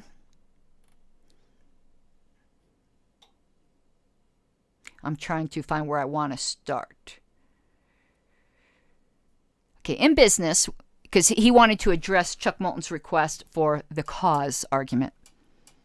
In business, we have the decide whether you feel comfortable making that argument to the judge standard when it comes to termination. I will show that the vast majority of the complaints put forth by the respondent were focused on the issue that the petitioner is me, by the way, respondent is the LNC. I'll just use those language because, I'm a paralegal, so I'm really used to this, but most people are not. Thereby showing that the claims within the Bill of Particulars were in retaliation to the Whistleblower Act, rather than an objective look at whether or not Harlos should be removed for cause. As such, I'm asking the Judicial Committee to overturn. All right, so he goes, the New Hampshire case. The reason that this is relevant to the discussion will become clear as I lay out the evidence. The New Hampshire investigation is now in the public record, and it was deemed that Joe Bishop Henchman acted improperly by being directly involved with a coup within a state affiliate, along with deleting hundreds of emails which stopped the investigation from going deeper to find out who else was involved. Joe Bishop Henchman sent Gilletta Jarvis her LNC letter on June 7th. The Jarvis coup became public on June 12th. Harlos immediately jumped into action, investigating the situation, speaking with key members, and reporting out an important situation that would not only affect New Hampshire, but every single state local affiliate who might want to try to pull a similar stunt. In short, this is exactly what the delegates elected Harlos to do, as she has always run on the platform of complete transparency in state affiliate rights. And that is the truth. That week, shortly after the coup became public, Joe Bishop Henchman tried to rush through a failed disaffiliation vote on the duly elected Executive Committee of New Hampshire.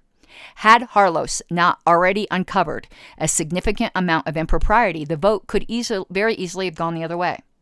The final vote on the disposition of the New Hampshire assets was slated for the end of that week, June 18th. By then, the coup plot was almost entirely uncovered, thanks almost entirely to the efforts of Harlos.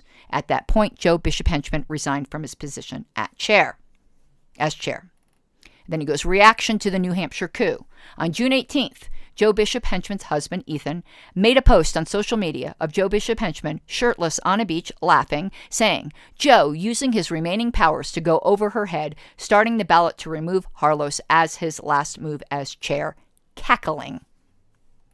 On June 18th, Joe Bishop Henchman started an email motion to remove Harlos from her position.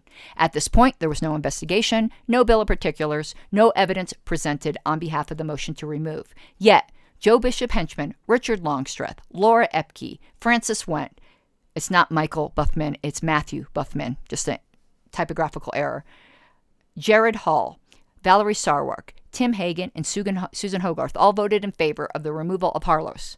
9 people, get that straight, 9 people, and remember those 9 people, voted for the removal of Harlos before any evidence was compiled, arguments were made, or due process afforded.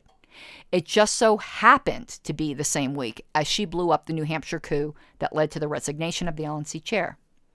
I submit this as evidence that these votes were cast solely on the events surrounding the New Hampshire coup attempt and the impromptu investigation by the petitioner.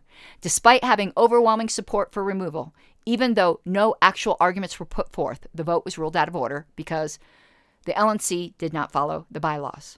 On June 20th, just 2 days later, Richard Longstreth put forward another motion to remove Harlos from her position. In less than 5 minutes, Laura Epke, Valerie Sarwark offered to co-sponsor the motion, along with others offering later in the day. Once again, the motion was put on the table without a bill of particulars, with no argument being put forth as to the justification for removal, and right on the heels of the New Hampshire coup attempt and the popular chair's resignation. On June 22nd, the motion was once again ruled out of order. It was not until August 27th, just a week before the September meeting, that Laura Epke tried to remove Harlos once again. This time, she and her co-conspirators carefully followed the bylaws, RONR, well, I don't think they followed RONR, but this is his opinion, not mine, and finally provided a bill of particulars, which I will address later. It is clear that these attempts to remove Harlos directly after the failed New Hampshire coup bear from retaliation rather than any bylaws infractions. Reputation of Harlos and length of the complaint. As stated by Harlos and dozens of people during the public comments on her potential removal, everyone in the party knew her reputation going into the 2020 secretary election. She has had her podcast for years, taken donations for years, had Libertarian guests on for years, been vulgar and opinionated for years, and she promised to continue fighting for the minority in the party, which she showed her willingness to do during the New Hampshire coup attempt. The delegates were well aware of Harlos, and they elected her knowing who she was. The reason that this is important is because the bill of particulars offered by the respondent mentions all of these things as justification for her removal. In particular, they mention 3 areas of the LNC policy manual that Harlos allegedly violated: the social media policy, conflict of interest, and harassment and offensive behavior prohibition. However, none of her behavior regarding any of these sections had changed since the day she was elected several years ago. Certainly none of her behavior changed from just before New Hampshire coup attempt to 2 months after the coup attempt. And he left out something here that's very important. 2 weeks prior to Richard Longstreth's first removal motion, the LNC, by way more than 2/3, elected me to be interim platform committee chair.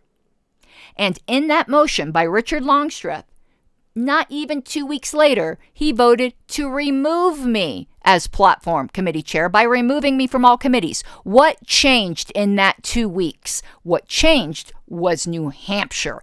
That is definitive fucking proof that this was retaliatory. Angers me that he tried to remove me from all of my committees to be vindictive. He didn't put this in here, but I don't even think he realized that. Todd, if you're listening, you had another argument. Certainly, none of her... Okay, no. In fact, all of the evidence that you need is in the Bill of Particulars. There were pieces of evidence in the Bill of Particulars that dated back to November of 2020. Yet nothing was ever brought up prior to the week of the New Hampshire coup attempt being thwarted. Yet we are to believe that this is not retaliation? In addition, almost everyone who spoke in favor of the removal of Harlos highlighted her long history of alleged bylaw violations, yet never brought them up until the week of the New Hampshire coup attempt. Yet we are to believe this was not retaliation? Clear New Hampshire bias in the Bill of Particulars. There were less than a dozen pieces of evidence in the Bill of Particulars dated prior to the first vote for the removal of the petition of Harlos. So let's break that down. The third attempt to remove Harlos was 2 months after the first attempt. Harlos had 2 months to look, the LNC had 2 months to look for evidence, yet they found less than a dozen pieces of evidence against Harlos. Most of those pre-New Hampshire pieces of evidence related to her asking for donations on her YouTube channel, which is completely permitted by the bylaws. So 9 members of the LNC voted for the removal of Harlos on virtually no evidence, then still could not find any evidence when given 2 months to go back and look. Furthermore, there were approximately 36 pieces of evidence in the Bill of Particulars that dealt with either New Hampshire, or the aftermath where where LNC was trying to remove Harlos from her position. About 1/3 of the evidence presented related to the New Hampshire coup attempt or the aftermath. Yet, we are to believe this was not retaliation? Judicial Committee hearing. Many of us tuned into the hearing hoping that we would gain a better understanding of the case against Harlos. Unfortunately, what we heard was the LNC essentially making the argument that if the Judicial Committee were to overturn their decision, they would be violating the bylaws because the LNC gets to decide what for cause means. This is exactly the type of behavior we expect from the old parties. Whereas Harlos used her time to go line by line, refuting things she was accused of, or offering evidence of similar infractions being ignored for others around her, the LNC focused on the fact that procedure was followed and they did not owe anyone an explanation. And that is basically what they said. Well, that's what John Phillips said. Let's put it that way. As the tide began to turn in the hearing and the LNC realized that they were needing to make more of an argument, it was very telling when 3 different people came up with 3 different definitions for why Harlos had violated the social media policy. The whole LNC meeting was like that. They couldn't agree on what they were removing me for. The LNC did not have a clear answer as to what their actual allegations were because they have never made clear allegations. Conclusion. I write to you as a former regional chair, current county executive committee member, and current state executive committee member. Harlos fought against the LNC in an issue that local libertarian parties across the country cared deeply about. That is what we elected her to do. I'm asking you to take the facts laid out in this brief into account. Please see this attempt to remove Harlos for what it is: retaliation against her for starting an investigation that took down a popular chair. I am asking the Judicial Committee to protect our whistleblowers and reverse the suspension. This was very, very well written, and I think it would have been even stronger if he knew about that issue of and it's too late, but he could still send something to them. Who knows if they'll read it, but, they have no obligation to, about the vote on electing me platform committee chair, not even 2 weeks prior to them saying I was so terrible I needed to be removed. Richard Longstreth even voted for me. Did Laura? I think even Laura did. Valerie did not.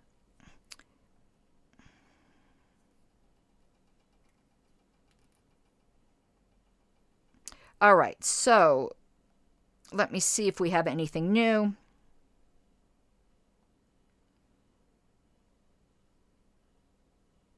We have some general emails that were sent in. Let me see.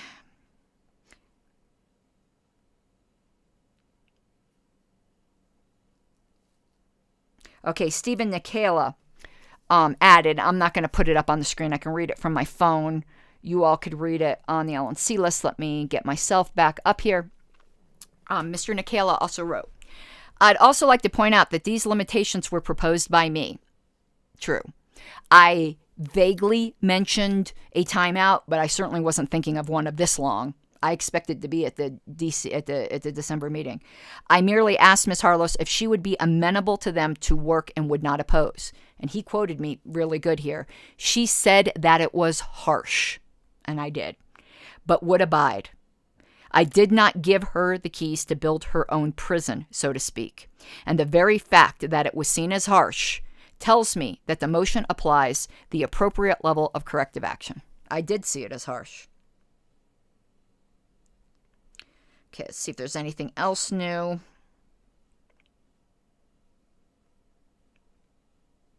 I think that is it that has come up. I mean, there's been other briefs filed, other very good briefs filed. I just don't want to spend the whole night, reading things to you. The main point here that I'd like to end officially with, but we're not going to end if there's more questions, and I'm going to go through comments. Let me just get a drink. I'm very parched. My main goal here was to explain the compromise, to explain why I was willing to compromise, why I hope the LNC will be willing to compromise. And nobody here seemed to be angry with me. I was hoping some of the people who were angry at me would come so I could discuss it with them. discussing things on Facebook, just you don't have the right back and forth. And I'm always even willing to bring someone on screen with me because it's fairly simple. I've offered that to my haters before. And the other goal was to address Susan's point of order and to let everyone know that while I think she is wrong, there is a reasonable case that could be made. She's not being completely unreasonable. I want to be fair. Fairness is most important when you're dealing with someone you don't like because it's so easy to be unfair. I try to go out of my way when I'm analyzing, not when I'm just doing commentary, but when I'm analyzing something, to go out of my way to be extra fair to people that I know I have a bias against because it's so easy to be unfair to someone you don't like. We all have that. And then I think it kind of counters out each other out when you do that. Oh, you like my Hello Kitty Halloween? Yay! So I just wanted to give you guys the opportunity also to ask me. Now, headspace, where am I at? I'm at peace. What's going to happen is going to happen. If the LNC rules it out of order, the appeal doesn't succeed, then it just goes to the Judicial Committee and they'll make a decision. I mean, what will be, will be. I'm kind of getting very stoic right now, and I'm not stoic Nilak, which I'm going to just call you by your screen name so people know I'm talking. Whenever I say I'm done, like that usually means I'm done in like 20 minutes. The ending parts are always me making sure people don't have comments for me to address. I did everything I wanted to say. Ned Kelly, I see you just jumped on. Welcome. Go back and listen to the rest of it because I think you will really, really enjoy it. And let me answer questions because Ned also had some questions, and that's the point here because that's what I'd like to address: questions, objections, whatever. So let me go back to where I stopped with let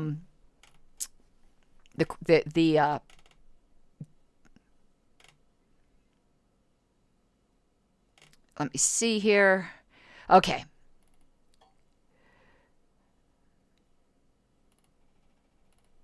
Let me, so we some people are talking about what Nikayla already said, and we answered that. All right, let's continue here. Yeah, JJ said something interesting. I imagine, JJ says, having served on a public school board, my actions are mild. I can imagine.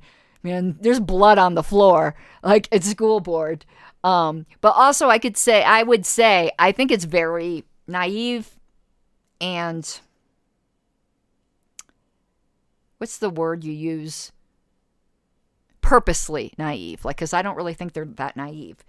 To think a political board would not also mean that, there's always going to be a lot of blood on the floor. That's the nature of politics. To expect a political board to be without criticism and peaceful. But you want to know something that the LNC is doing with this decision? I'm going to use an example of somebody who's not a libertarian anymore. They're a Republican, but they used to be a libertarian, and it's just an easy example, and he's a friend of mine at this point. We made friends. That's Austin Peterson. Let's say that Austin Peterson became a libertarian again and then tried to run for the LNC. He has a radio show where he's about as spicy as I am. He doesn't cuss. Or does he? I don't know. I can't remember. I don't think he does. But he gets very, very, very critical. Basically, they've just now disqualified political commentators from ever serving on the LNC because they could never comment about the Libertarian Party without risking being suspended. That's what they've done. I'm just a small content creator, but they're basically telling me I can't have this job. And I want to address something that was said by a member who, of a certain vintage, some people laughed at that because they're all yelling boomers in the background, that don't understand YouTube. So one of the member comments was that my videos don't get a lot of views. They don't. I think I've only had 5 that's cracked 1,000 views. I'm not a big YouTuber. So they claimed that I'm being disingenuous and saying it's my job because my videos don't get that many views. They missed the whole point. This is my job. I make a part-time living from this. I'm doing right now some seasonal temporary work, but I just started that Monday. So prior to that, this was all I did. This was my job. And this is still my primary job. I have 2 part-time jobs now. This is one of them. And they claimed that I couldn't possibly be telling the truth because I have 3,030 subscribers, I think. And views on average are about 300 maybe. I don't really count that. I don't make money. I don't make my income from YouTube advertisements, which is what counts for views. And I guess this member is also saying I just don't have enough viewers. The viewer base I have is small, but it is dedicated. It's the same people who really, really appreciate what I do because no one else is doing this. And they are my patrons. I don't think this member understands Patreon. My Patreon account is public. You can see my support, and you can see it's not enough to live full-time on. That's why I'm struggling. I'm struggling again with my house mortgage. People seem to be mocking me for being very public about that, but I think it's a struggle that a lot of us today can understand. And anyone who's in real estate, which is what my husband does, knows that there are sometimes periods of time where you're not making anything, like 6 months at a time sometimes. That's difficult. But my support does not come because I have a lot of YouTube views. My support comes because I have a very, very dedicated fan base for which I am very, I don't want to get all teary-eyed. Let me take a sip. For which I'm very, very grateful. And that's where my support comes from. There are people who right now have the means to support content they enjoy, and that is so perfectly libertarian. And it's a way to break free from the corporate media when you support independent content creators who are giving you information you don't get anywhere else. So I earn my living from Patreon and Super Chats, and I see I got a couple, and I didn't even ask. Well, across the screen, I guess. I am always grifting, I guess, across the screen. The thing I do across the screen is kind of like me making light because that humor is my medicine, I guess. That's how I make my living. And it's all pretty public. You go to Patreon, you'll see how many subscribers I have. I am $7 a month away from getting back to what I was making in September because I did have some people drop off because their life situation changed. If you want to become a patron to get me back up to where I was September or even get me to my October goal, please go to patreon.com/Pink Flame of Liberty. There's bonus content there. I work my ass off at this. Like if you averaged out what I make with how much time I put into it, I'm not that we believe in minimum wage, but I'm certainly not making that. But it's a labor of love. I'd be doing it anyway, even if I wasn't getting paid, but I wouldn't have as much time. So let me take a look at the first. Well, thank you for the super chats. I'm going to get to them in order because another promise I made to my listeners was that I wasn't going to be a pay-to-play channel ever. That I would always try to address the substantive comments as they came and not only address those for which there are super chats. I'll appreciate them. I'll put them on my screen, but I don't believe in prioritizing. You know what I'm saying. Some channels have to do that because they get thousands of things in stream and they can't answer everyone. But because my type of channel where it's small, dedicated, I want to give attention to everybody, though I do appreciate the super chats from the bottom of my heart. So, Joe, not a Fed. You want to know what? That's exactly what a Fed would say, Joe. Are you a Fed? I don't know. Let's see. It says, it seems very naive of the LNC to claim that their sloppy, shoddy, and greasy railroading of CAH follows the rules. Also very brave, considering the autists that make up much of the Mises caucus. I think we're all autists. Wear it with pride. As I said, my superpower is weaponized autism. Be very afraid. Okay. Let's continue. I agree with Mike Seebeck here. If they refuse to compromise, because we don't know that they're going to do that yet, will not go well with the JC. I don't think so either. The JC is basically saying, please don't make us do this. Not to mention the delegates in Reno. #reset in Reno. Libertarian against lynching mentioned that he thought Bill Yu had a prior agreement with some LNC members to rule these motions out of order. I don't believe that. I don't think Bill Yu saw these motions coming. I don't think that the Gang of 11 saw these motions coming. I really don't. And they were posed on the last possible day to really make an impact with the JC. I don't think they saw them coming. So, we're all entitled to our opinions. And I like showing that not everyone agrees with me, and I don't agree with everyone. And Patrick Mitchell says, Whitney just doesn't like you at all. My support for you was one of the reasons I was fired from my volunteer staff position at LP Texas. If that is in fact the case, I'm sorry. You took a bullet for me, so thank you, but I'm sorry. And the funny thing is, prior to all this, I really, really liked Whitney. I admired her as a female leader. And the all-female board in Texas at the time when it was elected, I was so proud. It hurts me that Whitney doesn't like me because I think she's a powerful in a good way. I mean, strong, that's the word, woman. And we had gotten along so well in the past. She was part of the Notorious Nine. I regret that she doesn't reciprocate, or didn't, because now it isn't reciprocal, but at the time, my respect for her.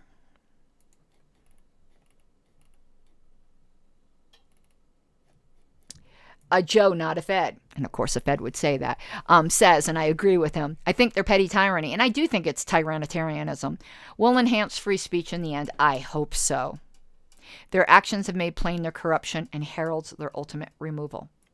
Remember, there are some good members of the LNC, Stephen Nikela being one of them. Actually, everyone who sponsored this motion. And you want to know who the GOAT is, and he never gets mentioned, so I mention him all the time. The absolute GOAT is Dustin Nana. If you haven't paid attention to Dustin Nana, Region 3, you are blessed.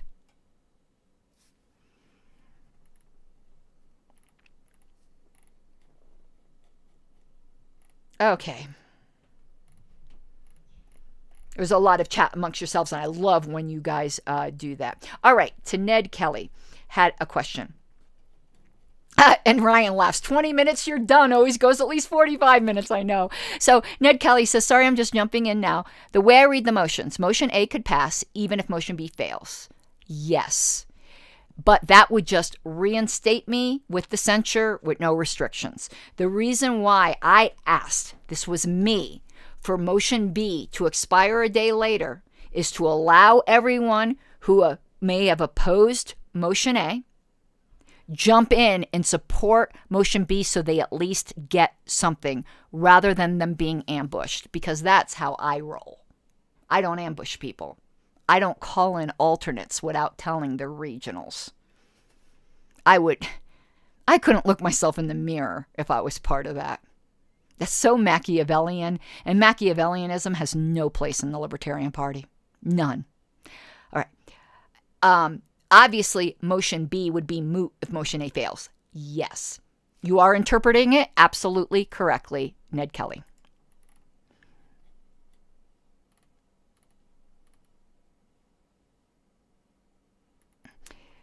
And I hope this is correct, Mike, that the tide has turned in my favor. You never know what the JC will do. But I do think it put the LNC in the hot seat, and I do think they look bad. The best filing out of all of these was Whitney's letter.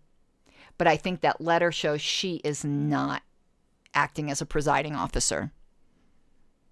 And we can put that up on the screen if you like, but it's, I'll put it on LPedia. It basically just repeated in more professional terms that, they don't like working with me, is what it boils down to. And they did everything properly.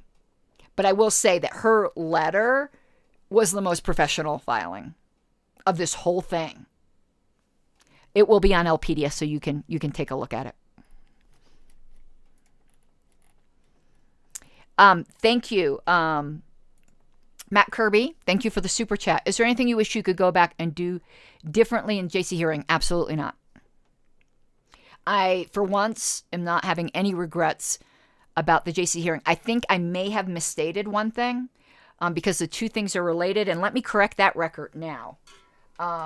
We passed two policies that had to deal with speech.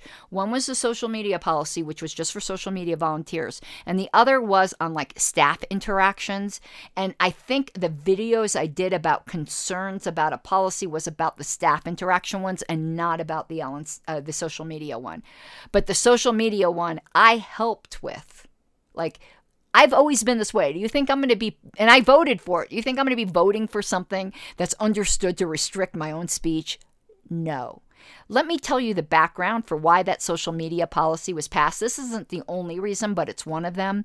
We had a volunteer, I'm not going to name him because you do not shame volunteers, who advertised that they were a social media volunteer and went around being very, very aggressive to people. And they were imputing it to the Libertarian Party because he did it on Libertarian pages, on the official page. And on the official page, we had an article about Aaron Starr.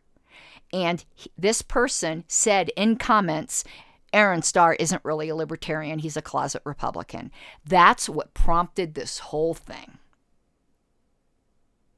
It was a very well-known Libertarian Party social media volunteer commenting on an official Libertarian page in a way that disparaged a candidate. And a respected, a very accomplished Libertarian. You don't have to agree with all of Mr. Starr's policies. He's much more moderate than I am. But you guys need to subscribe to his newsletter about what he's doing in the city of Oxnard. It is incredible. What an activist. What an activist. Him and Alicia are kicking ass in Oxnard.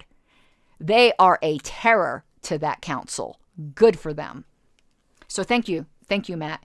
And if there's something you think I should have done differently, I'd love to hear it, just for learning and discussion. Kenny Kelly says, this means if the Mises or non-LPRC radicals want to preserve the party of principle, learn details on being a delegate and elect radicals, Misesians, to the LNC who understand free markets and liberty. I absolutely agree. I'm all about the hashtag Reno Reset. I'm there for it, baby. I wasn't before.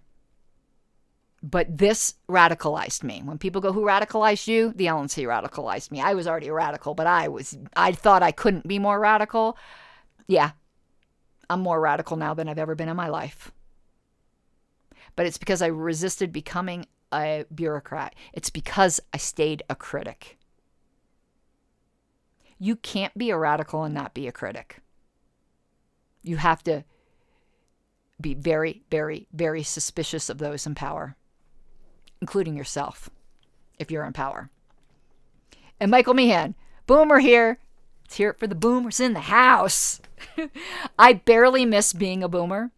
I don't like the way it's used as an insult. I think it's actually kind of cute. You know, we're all of our different vintages.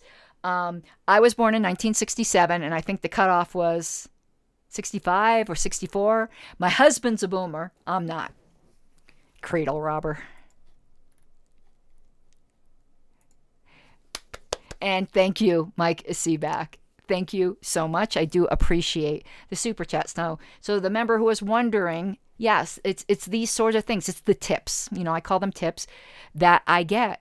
That and ad revenue. But I think my ad revenue I just got paid in September was $30. Maybe. I'm probably thinking high. I also sell t-shirts. I make about $30 a month in t-shirts. I'm very open about everything I make. I make $30 a month in ads. You can go look on Patreon for what I get.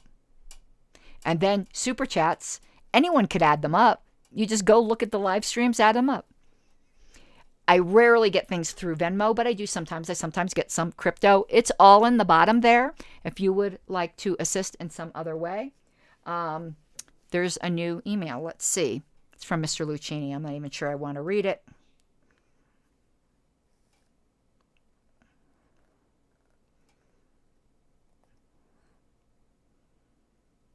Chris Lucchini says he has a compromise that would be acceptable to the people that voted for the suspension. Compromises would involve me too, Mr. Lucchini, something you have failed to do the entire time. And he says it's not a compromise if none of the people that voted for the suspension were consulted. You're given the opportunity to vote on it. I tried to consult with Whitney. So, Mr. Lucchini, you're not saying the truth. I tried to consult with Whitney. She wasn't interested. You are free to put up another motion. And I could agree or not. But when you say that you have to consult with the people who voted for it, no, you have the opportunity to vote. What I don't have is the opportunity to vote.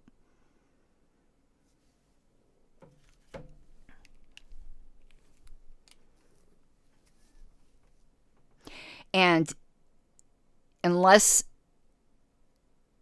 and it's an interesting question, I would have to ask some parliamentarians. If they rescinded it and then just did something else that I didn't agree with, could I reject that and continue with my appeal, or would the appeal be automatically moot? I think that would be up to the Judicial Committee to decide. But Mr. Lucchini, you would have to consult with me as well. That's how it works. But there's already a motion on the floor that needs to be ruled. So I thank you for your comments, but I did try to work with Whitney.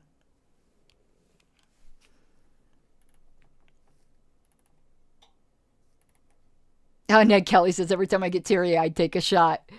Y'all would be drunk. Y'all would be drunk. Tyler asks, have I started writing a kick-ass speech for Reno? No, I have not. I did, and I'm not going to say this because it'll give something away. I did do some planning. Let's just put it that way. Good, thinkful Doug Speaker asks why people criticize me for talking about my personal financial struggles. I have no idea why they do. It's weird. The amount of times I've been criticized for being open that I was in foreclosure at the time of the New Hampshire thing is just wild. It's just wild. And Michael Meehan, thank you. And I did get a patron that put me over what I had for that I lost for October, and more towards the what I said, towards the goal for this month. So thank you so much. And if anyone else is considering becoming a patron, I really, really, really appreciate it. And I would really like to meet my my October goal. My goal eventually is to do this full time. And you would get multiple streams a day. And it would focus on libertarian views. A lot of the inside baseball, but also starting to do with more current events and highlighting activists and actually like moving the needle. You notice I don't do many interviews because I'm not particularly interested in celebritarians. The interviews I've had have been ones that people don't really appear on other shows. I've done some that appear on other shows. But like I did Steve Dasbach, asking him about the issue of whether or not our convention date should be moved. I had Tim Moen from the Libertarian Party of Canada. I'm sorry, the name's escaping me, but I had the gentleman who was part of getting Top 2 passed, and he wanted to convince me why Top 2 wasn't bad. I do more obscure things, and I like highlighting regular activists, not celebritarians. I know people consider me in some circles a celebritarian. In those circles, that makes me very, very uncomfortable. I'm just one of you guys. And the Speaker of the Ducks, thank you so much. And it's my first Canadian super chat. Goes up in history. Thank you very much. I don't know. It's so weird when I get credit. I don't know. I think they do that to embarrass me. I don't know. It's very difficult to embarrass me because, again, like I do with stalkers, like with my personal information, anything that's potentially embarrassing, I've already said. You know, I've already said it.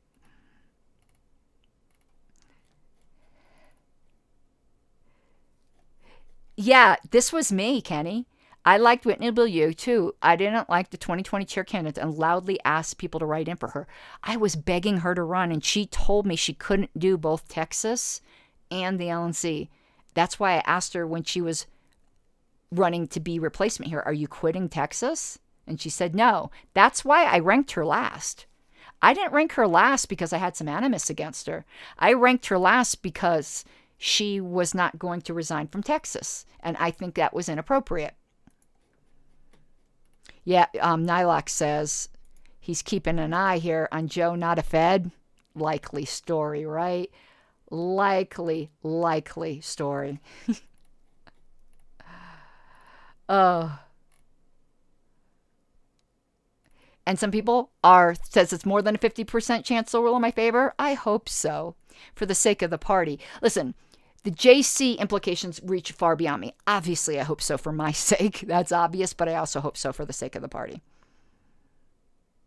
And it's hard to tell, right? Because there hasn't been... The JC doesn't have much of a history, not like these people, but the JC itself is hardly ever invoked.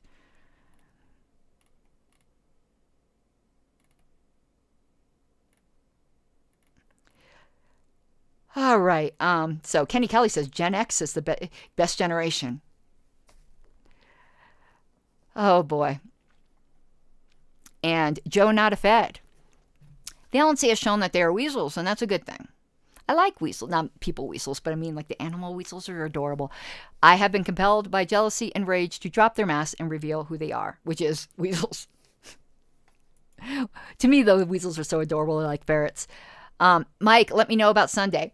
I'll let you know about... Okay, we'll have to talk. Sunday, I have promised to do a... I'm doing something for the Mises Caucus of Louisiana on Sunday that I just looked at my calendar and found out. But if we can meet later, yes. I really would like to sit down and do that test. Okay, because I am really... Listen, my NAP exam that I submitted in July still hasn't been graded. July. And they won't give me an answer. I just want to take the old RP. I want my credentials. So I'd love to do that on Sunday. So now you let me know. I actually believe this, Kenny. Some of these LNC members won't be satisfied till you're banished from the LP. I'm going to say something that probably Aaron Adams is going to say, some kind of violation of the NAP. But this is how I feel. I'm allowed to say my feelings. I do believe that some, not all, very few members of the LNC are trying to drive me out of the party. Certain members of the LNC in 2008 drove Angela Keaton out of the party. I am not going to be Angela Keaton 2.0. I'm not criticizing her decision. She did what was best for her, but I'm not going anywhere.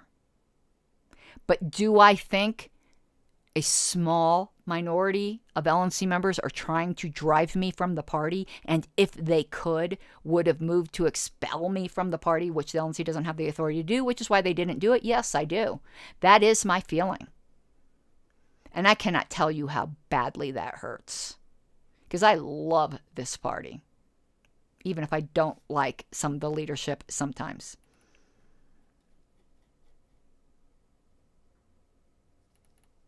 Oh, yeah. Lucchini also asked if a JC member was involved in writing this motion. No, that would compromise the JC.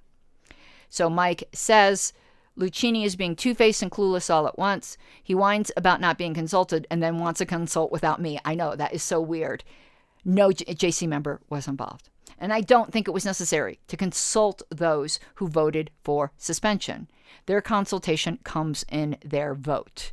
This is a minority motion. And we tried to...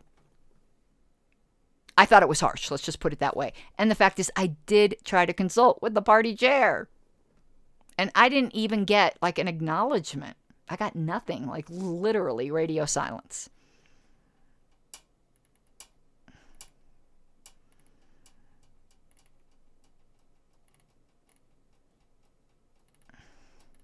Dylan Bray, I agree with you. They've spent more time on me than they have on COVID. They spent more time on me than they did themselves. Forget about the investigatory committee trying to find out what happened with New Hampshire. I think they've spent more time on me than any other issue. And that is sad. I think that obsession is why they're not getting things done, not me. My opinion. I'm frustrated the LNC would prefer to hold witch trials than actually fight for libertarian principles. Nothing like this has ever happened in the history of the party. And if you think I'm the first, like, outspoken, something similar happened with Angela, but not exactly. But it is scarily similar.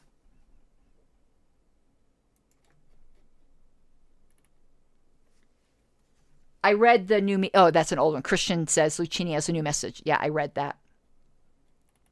Oh, Mike says it's not difficult to embarrass me. Well, people think, like, this whole thing is funny, what they accuse the Mises Caucus of. All this, like, Mike can embarrass me just by even being slightly politically correct. Like, I might be harsh in my criticisms and stuff, but you notice I don't get, like, politically incorrect. I do not say things that could even remotely be construed as gender insensitive, trans insensitive, gay insensitive, whatever it might be. I am super, super politically correct like that because I do, the pink dye seeps in, and I do have a bit of an SJW streak in me. And Mike can embarrass me very easily that way.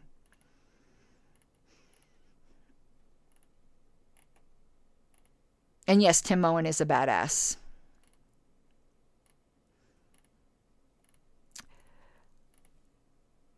Everyone tell me, check the LNC list. Yeah, I did.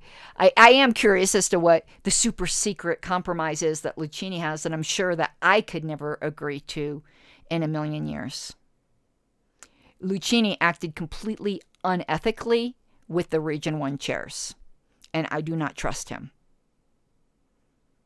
But they can put forth an alternative motion, and maybe they could pass it that I wouldn't agree to.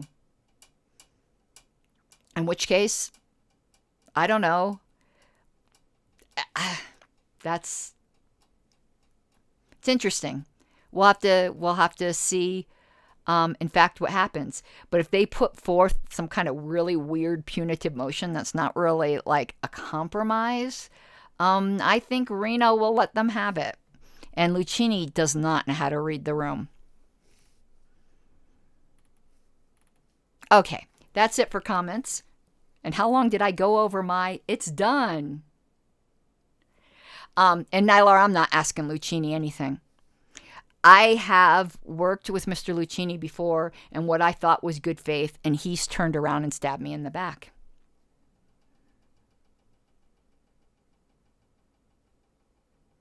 So, no. I'm trying to think if there's anybody in the Gang of 11 that I trust that hasn't done something like... Funny, the one I trust the most is Laura Epke. Let me think, though.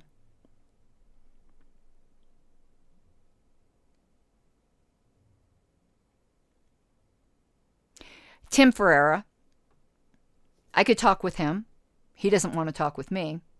He's very mad because I rightfully objected to certain things that I have every right to do, and the fact that those, I don't even want to get into it because I'm not trying to argue with Mr. Ferreira again. I'm actually trying to compliment him. I could talk with Mr. Ferreira about a compromise. I probably could talk with Laura Epke. Who else voted? I'm going around the table. That's it. Just those two. Isn't that funny? I could easily work with Mr. Ferreira, even though he detests me. And Laura Epke's the one that brought the motion, but out of all of them, she would be the most professional. Certainly not Mr. Lucchini. I don't believe in removals at this point. I don't think the members want them, but if I did, I'd be petitioning to have Region 1 remove Chris Lucchini. He does not represent us, in my opinion. Colorado is the biggest state in Region 1.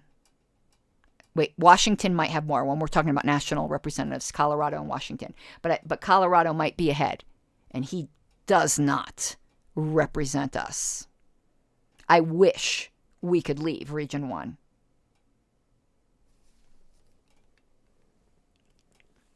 And Reno's not for certain. I might not be elected in Reno. And that's up to the delegates. You won't hear me whining about the decision of the delegates. That's their decision. And then you do other things. Try again if you want to try again. You win some, you lose some. I'm perfectly willing to not be elected by the delegates. I do not accept, even though I'm forced to through procedure, I do not accept the decision of a rogue LNC. I absolutely believe they are rogue in what they are doing, and they are absolutely disrespecting the delegates. That's my opinion. But I do absolutely will respect the decision of the delegates. And considering, the 10 haters, again, we put haters in quotes, that are very active on Facebook, we all know who they are. Half of them don't even go to be delegates. Facebook is not the general opinion of the party. Ned Kelly asked, do you have enough members in Colorado and Kansas to form a new region? No. Colorado has about 4%. I'm not sure what Kansas has. I think it's under 2%. We could with Washington and one other state. I don't believe it, but I love Alex Flores. So I just tell you what Colorado has done. As secretary, I'm the one responsible for inviting the national representative to come give a report. I won't invite Chris. I just invite Alex, and what a sweetheart he is. Okay, Matt says, ignorant question. Is there ever any question about the integrity of votes at convention? I suppose there could be. There hasn't been, as far as I know, in the past. I think it's a pretty transparent process. So I don't think there'll be any kind of rigging of the votes at convention or something like that. A lot of people worry about that, and I think it's good to be suspicious. Always be suspicious. But in my opinion, it's not a big worry. Kenny says, I won't leave the party if you're not reelected, but I will be more radicalized than I already am. Going to events and conventions in full BDSM leather gear would be tame. That'd be funny. Wear some assless chaps. Joe Not a Fed says, rogue and douchey. All right. Now we are actually done. How long was this? It was only a 2-hour and 5-minute stream. Come on. Wait, there's more on the business list. God. Mr. Lucchini, no members of the Judicial Committee were involved in the development of this motion. The JC remains independent and separate. After much deliberation, I present this offer as a final opportunity to make such a decision before the JC comes to a conclusion. I believe the ball should rest in the LNC's court. It is entirely up to the body to make whatever decision it chooses. Consider it an open invitation through a previously locked door that may seem more appealing than other options. And Mr. Lucchini is, Mr. Nikela is an officer and a gentleman, is comporting himself admirably. And Minnesota and South Dakota are two Region 6 states that are openly opposed to our region rep. Maybe we'll be the next. Well, it won't be Region 1. Well, Alaska, I think, also is. Just point of trivia, if you guys are wondering how the numbering goes. I don't know how the rest of it goes, but whatever region Alaska is in is Region 1. It's always been that way. Okay, everyone. Now we are, in fact, done. And I've got to get some sleep because another way I make money, they haven't embarrassed me about this yet or tried to, is I donate plasma every opportunity I can. You're only allowed to so much because your body has to produce more. And that's how desperate I got. I'm down there where it's painful. I don't know if I showed you guys the bruises the one time. Well, I got like a permanent, I don't know if you can see it there almost. Oh, man, it's now a bump. It's a big needle. And you have to sit, let me see if this arm is recovered yet. Yeah, it's you might be able to see some bruising there because I bruise very easily. You got to sit, you go in there, they prick your finger. I don't know what they're testing for when they prick your finger. I don't know. They weigh you. And then you got to sit down. They stick this big needle in you.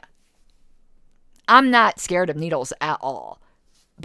And you have to keep pumping like this the whole time, except for you rest every 5 minutes. And it's over an hour. It's at least an hour that you're sitting there and they're sucking blood out of you. And you're doing this. You're laying back and you're doing this, and it's freezing. And because they're putting other stuff, like they take your blood out, they separate the plasma, and then they put back in your red blood cells and whatever other crap. And it puts this weird taste in your mouth, and you get all tingly and freezing. I do that twice a week to make money. I'm hustling right now because I don't have a job. Well, I have this job. And people go, oh, are you just a terrible paralegal? No, I'm an excellent paralegal. I didn't put that on my conflict of interest. That's funny. Well, I didn't start doing it until they suspended me. It's a new thing. Because you have to go through this weird physical that took forever to schedule. And Wayne wishes he could do it, but he has type 1 diabetes, and that disqualifies you. No, I'm not a terrible paralegal. I just don't want to do the type of law I did before. And it's very difficult when you have 20 years of experience in one area of law to get someone to give you a chance in another area, even though it's obvious you can learn. And I am willing to take a severe pay cut to learn a new area of law. I actually want to work in family law, believe it or not. I enjoy that. I want to work in family law or real estate. And not looking to make what I was before because I know I need to learn it. Can't get a chance. Actually, in the professional jobs, it's not like how everyone's desperate for help in, fast food, delivery. There's all kinds of jobs where, you could be offered 10 jobs in 10 minutes because they're desperate. It's not like that with the professional jobs, with the white-collar jobs. It's just not like that. You could be one of 100 applicants. And I haven't worked in Colorado courts before because I was working remotely for Florida. So, I'm having a difficult time. I might start trying, there's some independent paralegal firms, but sometimes I think they skirt really close to the unauthorized practice of law. Not that I think you should be licensed to practice law, but the government certainly does, and I'm not looking to get in trouble with the government. I'm sure I'm already on enough lists. I'm looking, but it's not because I'm a fucking terrible paralegal. It's because I'm trying to work outside my field. And November, December, nobody's ever looking for anything because there's usually Christmas bonuses when you're in this field, and nobody quits in November, December because they're getting all their bonuses and all of their time off. So I've got to wait till January probably before things open up. And I'm a month behind again now on my mortgage. I'll be paying a little bit towards it because the real estate business in Colorado dies in the winter. Just nobody does it. The real estate season is the spring. So it's feast or famine, and it's famine right now. It was my birthday, and we went to a very inexpensive dinner, but Wayne couldn't buy me a gift. We didn't have the money.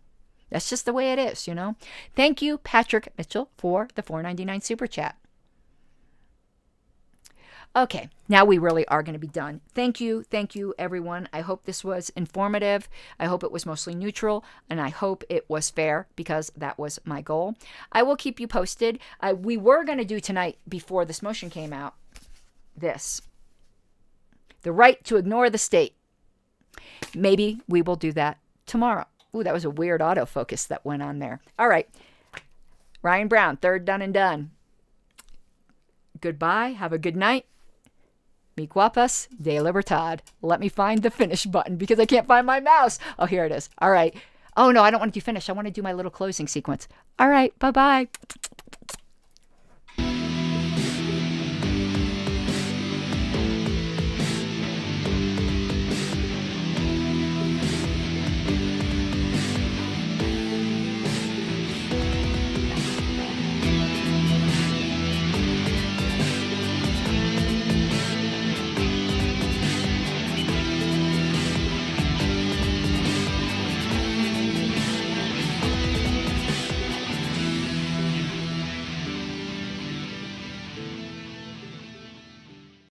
gotta take what you're given, that's how we live it. Don't be mad at the system, it's simply how we've existed. I hear a lot of people talking like they politicians and choose to be an accountant because it's safe in the business.